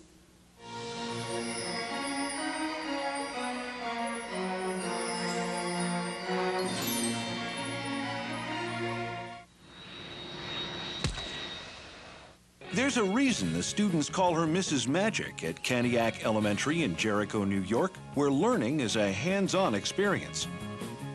And making a mess is all part of the fun in Susan Menke's Magic Art Room. Reading about something is one thing. Actually creating something, and it's yours, is very, very exciting, I think, for a child. We are all going to do a magic trick. I find that my magic and my magic bag and them becoming part of this magic is very engaging. What did we learn when we made our magic paper? Red and blue makes purple. A lot of children are visual learners, and art makes learning come alive. Art is so much fun because you get to get messy and be the artist. I believe that every child is unique and that I, as a teacher, need to address every child as an individual. She always lets us do what we want to do because there's no right or wrong in art. She says we're the artist and we decide. They understand that they can be anything they want to be when they grow up, and they can be an artist as well.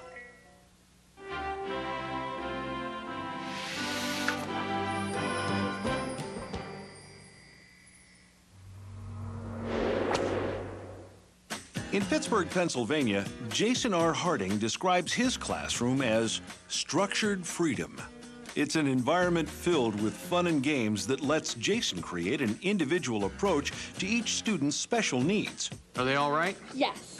What do you get to give me? High five. Both my parents were educators. What I do now is really a reflection of the environment that I grew up in. Since I was 5 or 6 years old, my dad would sit down with me at nighttime and create games. Some of them are actually his, and then as I became a teacher, I've taken that tradition on. I like the math race this morning. We were doing a race with blanks. Let's see what happens.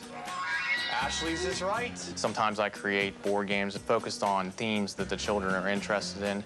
Sometimes we go to a center and they use those for story starters. I think maybe if you put the action first, you'll be able to come up with the because. He makes me smart that I like. So everybody make two fists. Sailboat. Sailboat. Sailboat. You made the inference that because he's in bed and looks sick, that he did not feel well. Each day they go home feeling a little more confident and able and feeling a little bit better about themselves. I had lots of fun.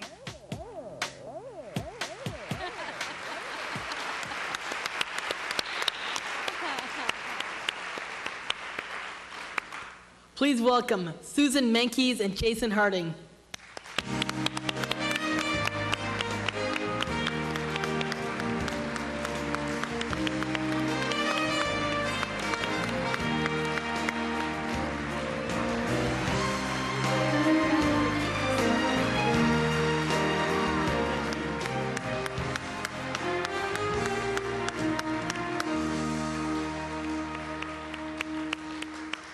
Great job, guys.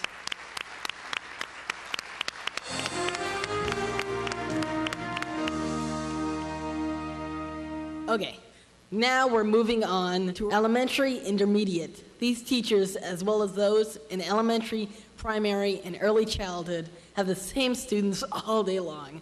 They teach reading, math, science, history, and everything in between. We're starting with those who are teaching children who sit in the big chairs, the big boys and girls on the playground and in the elementary school classrooms in grades 4, 5, and 6. Let's go back to school and visit 3 amazing elementary intermediate teachers.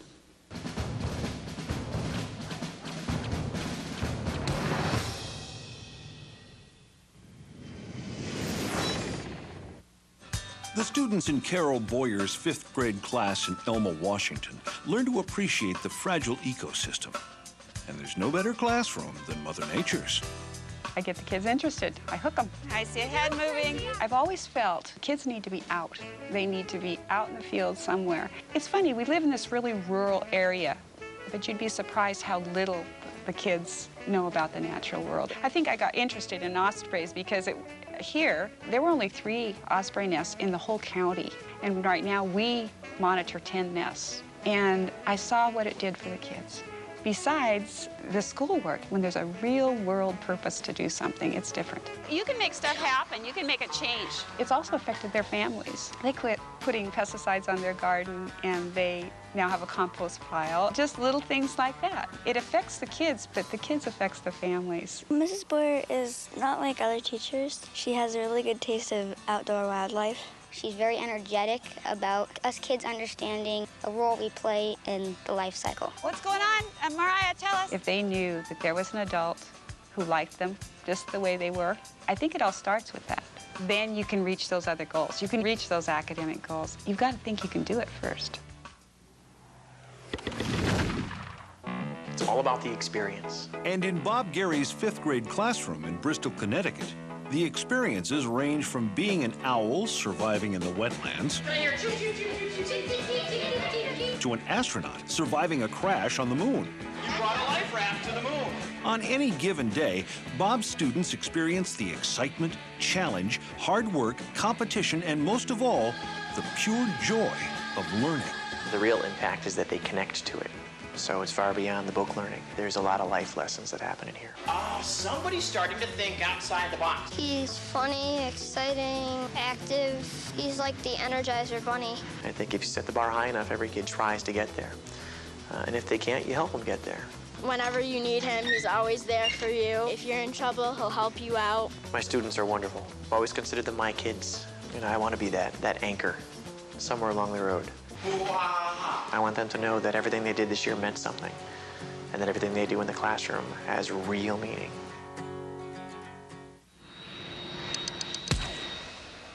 According to Mr. Rogers and Julie Harris, learning and loving go hand in hand. For the 5th graders in Julie's classroom in Poway, in San Diego, in California, the learning and loving begins at the start of every day and never stops. The very first thing in the morning, I want to make sure that I touch them somehow, either through the hug or the high five and just make that connection with them instantly. I really believe that if you can get kids to laugh and to dance, you can get them to do anything. 1, 2, 3, 4, 5, 6, 7, 8, 1, 2. But I tell them, you're in school to learn. Fun is a byproduct of learning. Miss Harris is really funny, especially when she reads, because she has different voices for each character.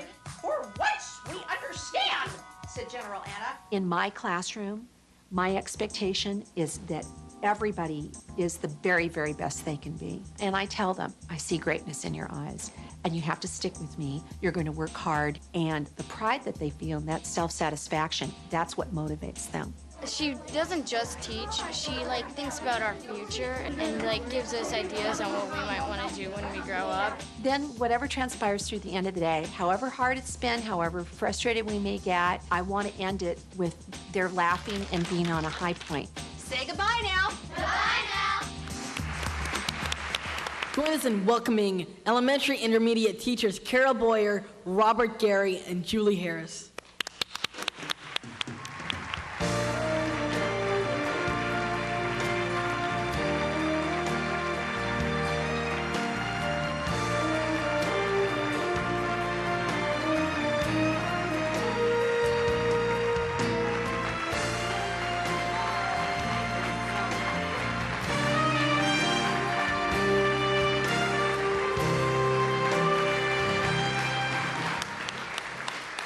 Congratulations, guys.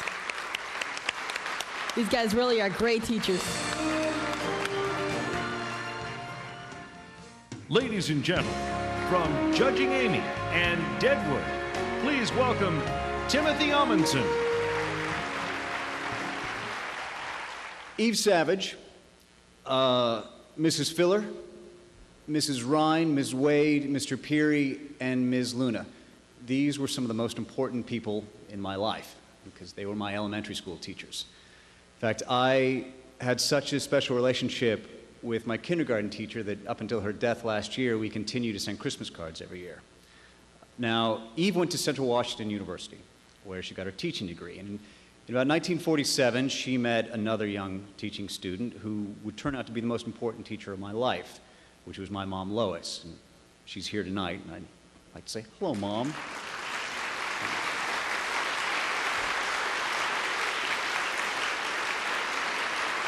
That's my mom. Now, in fact, she comes from a long line of teachers. In about 3 generations of my family, all the cousins and great uncles and aunts, there's probably about 25 of you. So I had the choice, and I took the easy way out, and I became an actor. But before my mom raised 4 kids, she spent about 10 years teaching hundreds of kids in kindergarten and 1st grade. And like all of you, her teaching didn't stop at the classroom. I know because she always made me redo my reports over and over and over again. But I'm presenting the final 3 sets of elementary school awards. They are the elementary school teachers, and the first category is the elementary primary grades. These are the tireless educators who spend their days trying to keep up with 2nd and 3rd graders.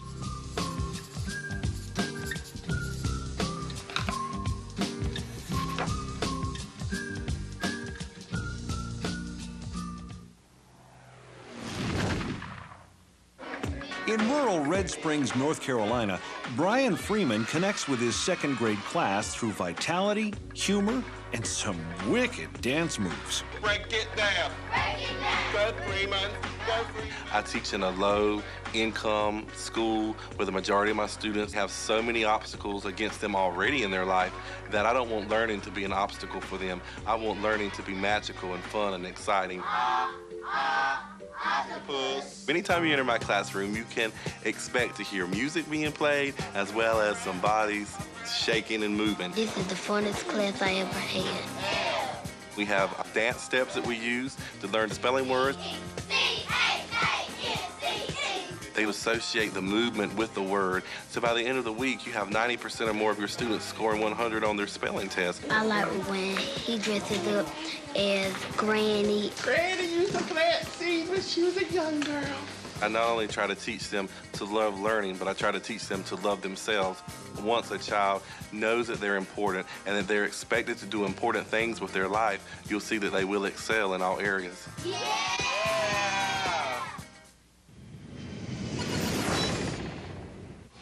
At the Strasburg School in Sauk Village, Illinois, Tammy Haggerty Jones sees the world through the eyes of her third graders. And no matter what they need in the classroom, Tammy will figure out a way to get it. We don't have an art department here at school. And to me, art and music are one of the most crucial aspects to the classroom. She does a whole bunch of art projects with us. We mix other things like science and math in with our artwork. We made a coral reef. She's got Shed Aquarium, Field Museum to come to our school. Spent part of the summer designing a unit around caves. We get to crawl, make stalactites, make a cave. Today we're going to be doing Symmetry is Delicious with marshmallows and things. Since we're right now in our theme activity and in math, I wanted to combine the two and have a little bit of fun dessert. I think it's a butterfly. So we're gonna eat the thing once we're done building it, we're gonna eat it. I really wanted to teach about nutrition and gardening in their body. So we started from the inside out. You get to know what the body parts are called. Learning the organs, playing body bingo, doing different body activities. Our projects are fun and they help you learn and they help you with your imagination a whole lot. You may think you're not learning anything, but you are. When you're surrounded by art and you're surrounded by color and beauty, you're just in a learning mood, and you can't help but learn. In Central Point, Oregon, young people entering Jason Coleman's classroom leave their former world behind and walk into a universe of imagination, exploration, and discovery. What are the dinosaurs called that walk on two legs? Theropods. They're the theropods. For Jason and his students, second grade is the launching pad for a jet-propelled journey of learning. Life is not measured by how many breaths you take, but by how many moments are breathtaking. And as a 7 or 8 year old, I want my teacher to take my breath away. Oh, cool. That is cool. I like him because he does all this fun stuff with us. They like to be challenged. They don't want to sit there and do paperwork all day. They want to come to a classroom that they have engaging lessons. And what is math again? What is math? They know it's a teamwork effort. Their job is to work hard. If they're not having fun with working hard, they're not learning. You just try to be creative enough so that they don't know they're working hard. To be astronauts, you have to train to be able to go in outer space. You have to be smart in the mind. You have to be strong in your body. Nice job. Good job. Gravity is so strong. The kids love the special person of the day. And it's just a time of the day that we take one person, bring them up front, give them compliments. You're a joy to teach, you're a joy to hug, you're a joy to talk to. They just need to hear that they are special. And they walk away feeling really good. I feel there's some good stuff in store for the rest of my career, and I'm excited about that. Please welcome the elementary primary teachers Brian Freeman, Tammy Haggerty Jones, and Jason Coleman.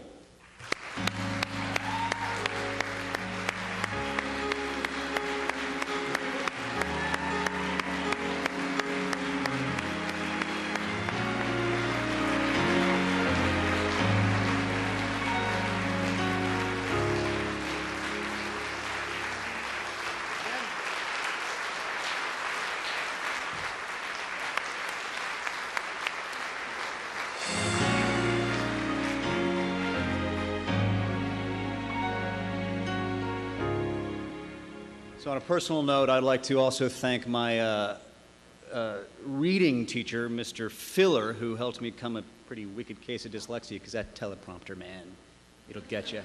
So my second category is the final group of the night. It's the early childhood teachers, the ones who teach pre-kindergarten and kindergarten. Now, these are the teachers who spend their days matching the wits, emotions, and stamina with a classroom full of 4, 5, and 6 years olds. Let's try that sometime. These are the children that my mother taught. I can tell you that she loved every minute she shared with them in their classroom, with the exception of a few nasty paste-eating incidents, which we won't go into here. But so, after all the extraordinary children we've seen tonight, I can't say that we've saved the best for the last, but I can say we've saved the youngest and some of the cutest. Here's the peek into the pre-K and kindergarten classes from Anchorage to Seattle to Austin, Texas.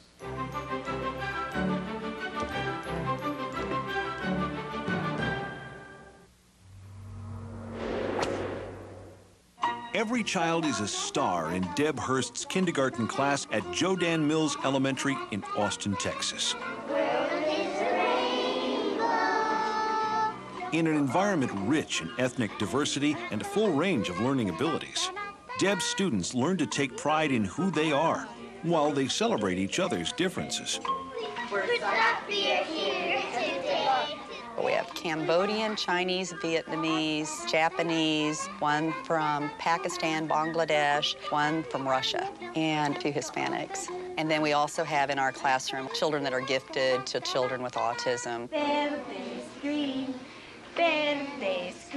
The diversity just brings so much richness into the classroom. The parents have bonded, and they learn so much from each other. They start making friends, and then the kids start doing play dates together, and they just build a nice little community.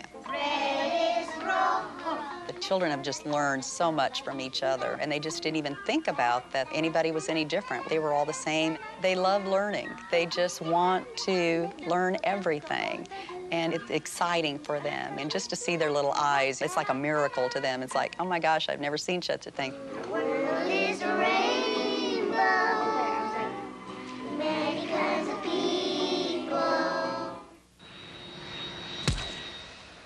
Each of us is a flower growing in my garden. Music is the common language in Cindy Rosser's multicultural kindergarten and first grade classroom in Anchorage, Alaska. For her at-risk students, Cindy creates a nurturing environment filled with learning, laughter, and love. We need the sun and rain.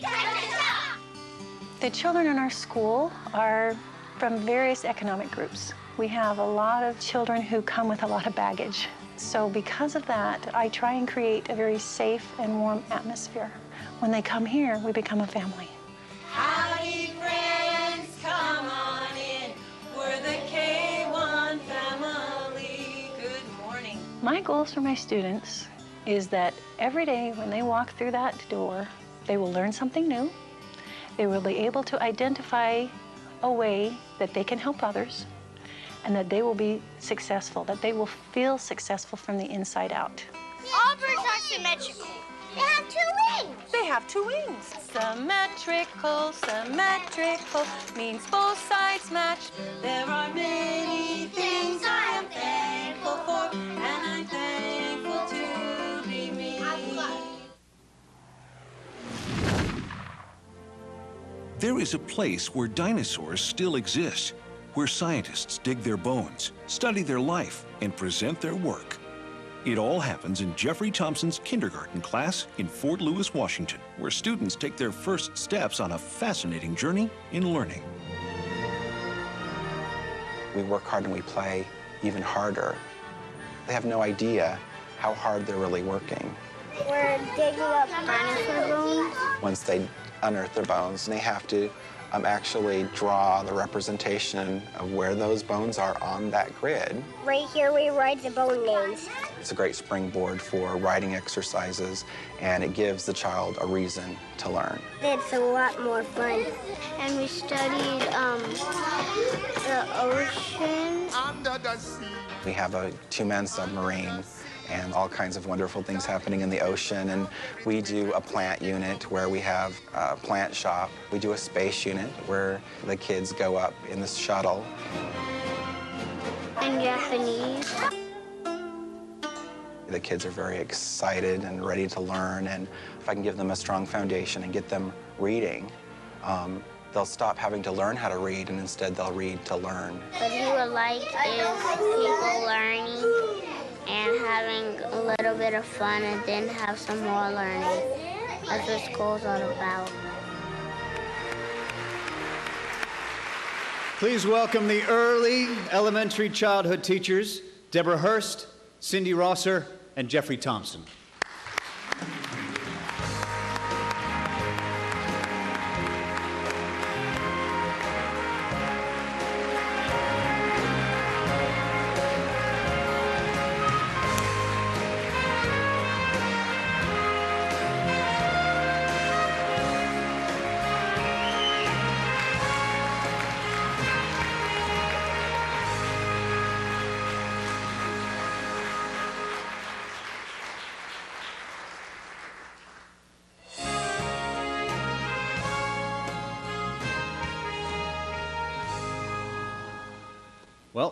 We've seen all the elementary school teachers, so it's time to single out one of the 14 to be the outstanding elementary school teacher, as selected by the Disneyhand Selection Committee. Here's one more quick peek before we present the award.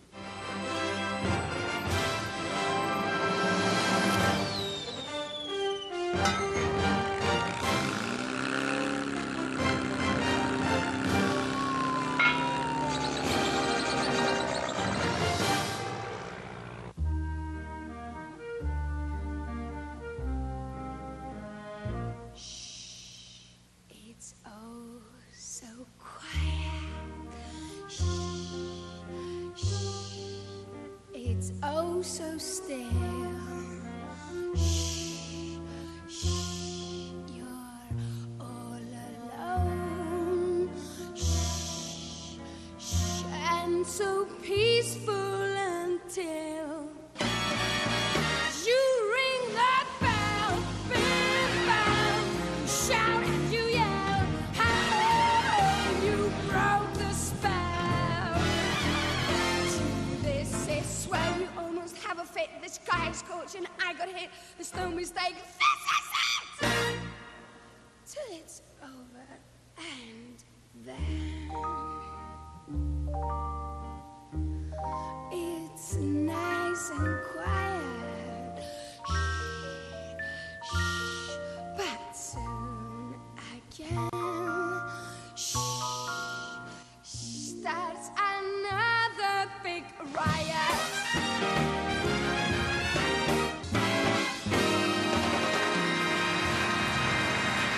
The Disneyhand Outstanding Elementary School Teacher is Amanda. May I? Thank you very much. Nice work. Good, nice work. Don't upstage me. Mr. Jeffrey Thompson.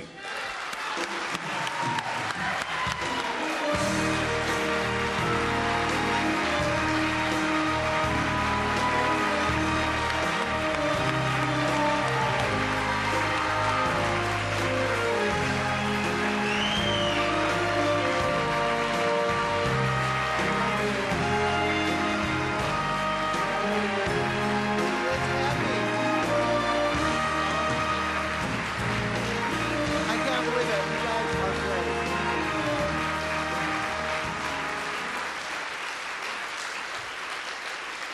Wow. I don't believe this. This is a dream. This is so surreal. I've been saying that to all the colleagues all week long, that I don't believe I'm even here. After knowing what the selection process was, I couldn't imagine that I would be here with so many great people. And I don't know where to start. I'll try to keep it brief. Teachers like to talk. First off, I'd like to thank Disney. You guys are so awesome.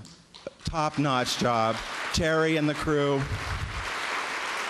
You're absolutely, I can't believe it. I'd also like to thank my family, especially my mother and father who are here, who, in the back, who, I was in the business field for about 10 years, and one day I said, I'm quitting my job, I'm going to be a teacher. And they were supportive all the way. And I don't have a conversation with them without them thanking me. So, thanks, Mom and Dad.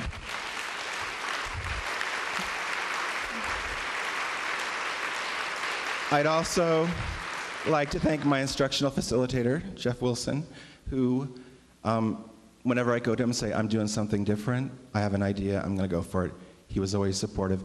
And Krista Anderson, my new resource teacher for next year. A lot of my kids have special needs, so she's going to make a great difference in a lot of lives.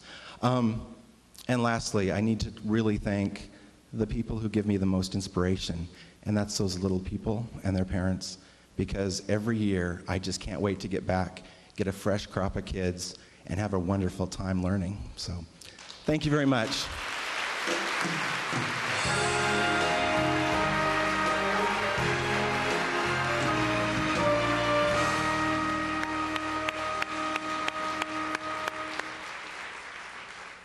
Well, now that we've met the complete class, it's time to put them to work.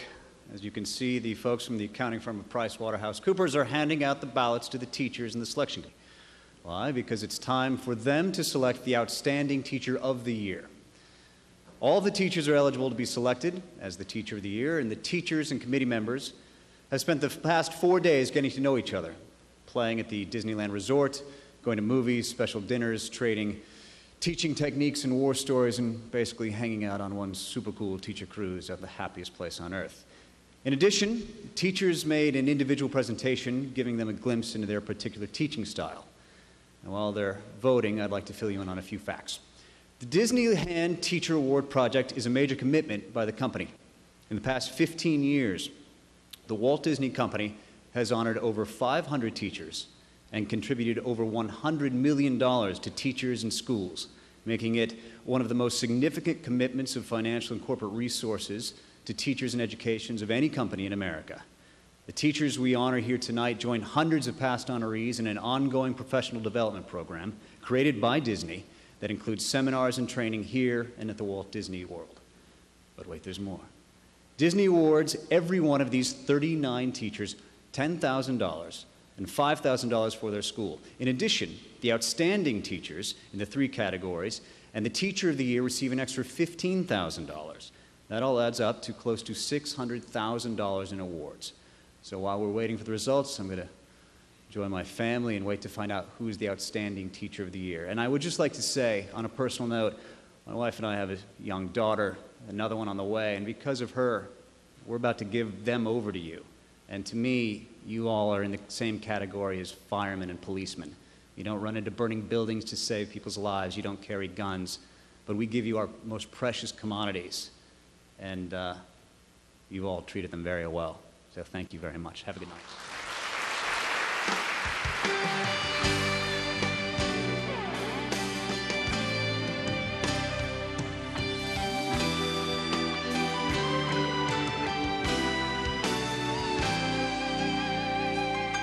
We wanted them to actually be able to walk away and say, I improved the life of somebody today.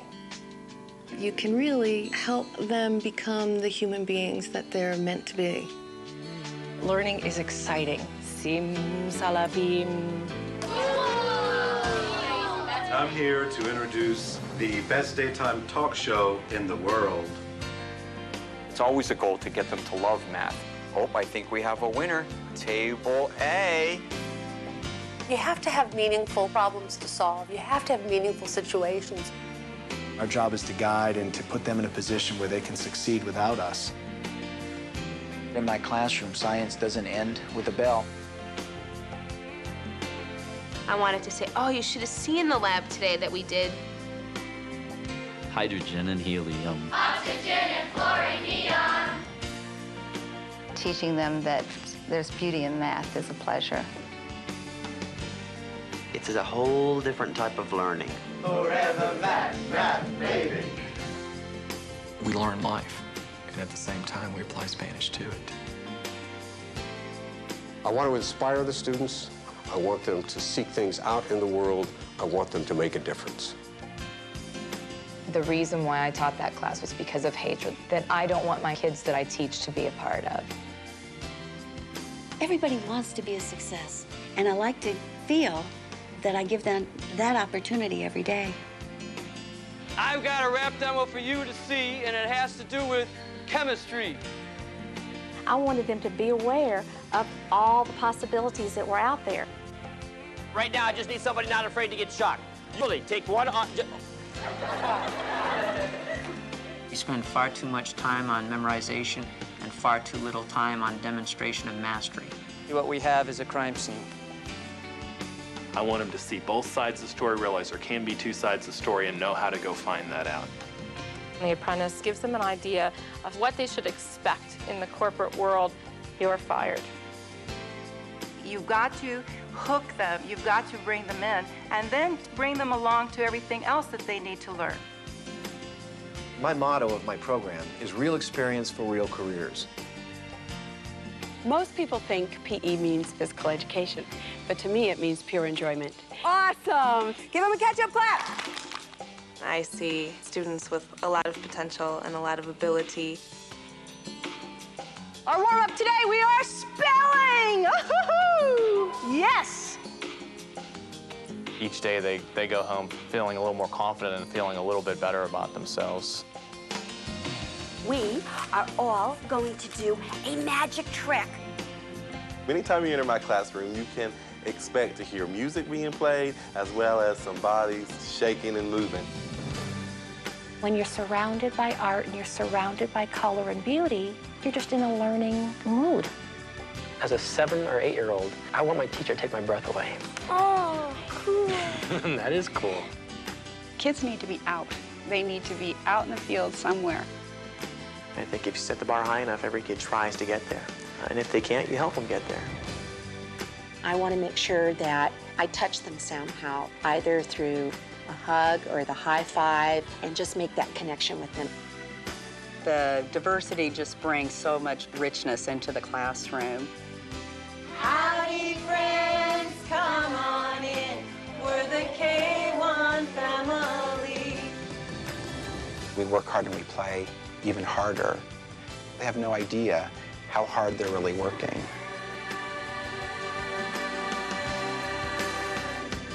Raise your hand.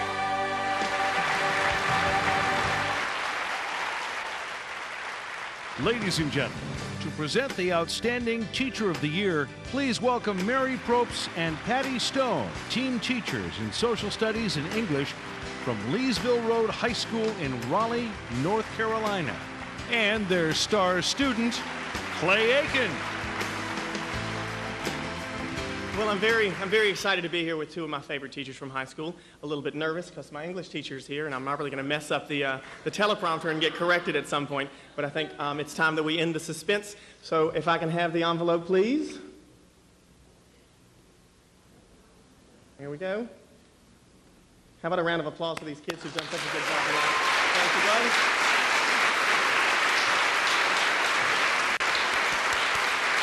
guys. And the Outstanding Teacher of the Year goes to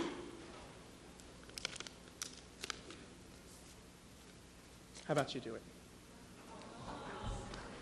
Jeff Thompson. Congratulations.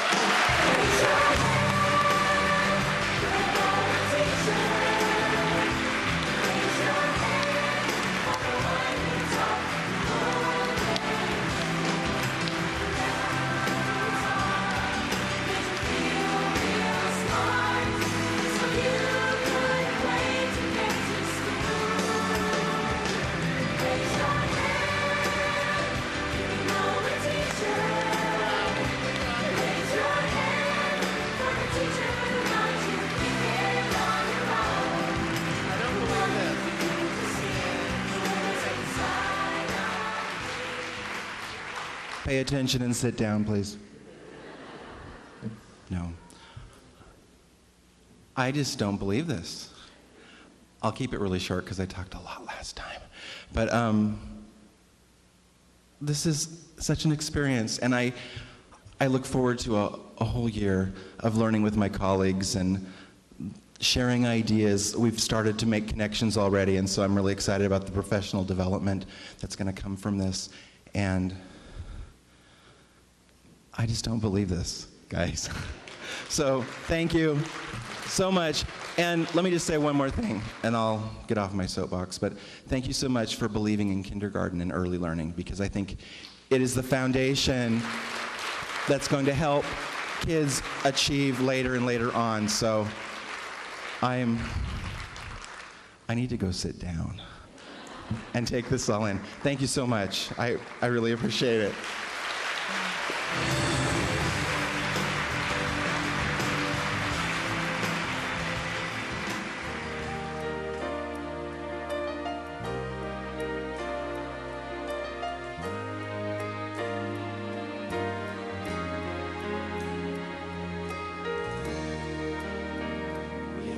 To learn, all you have to teach.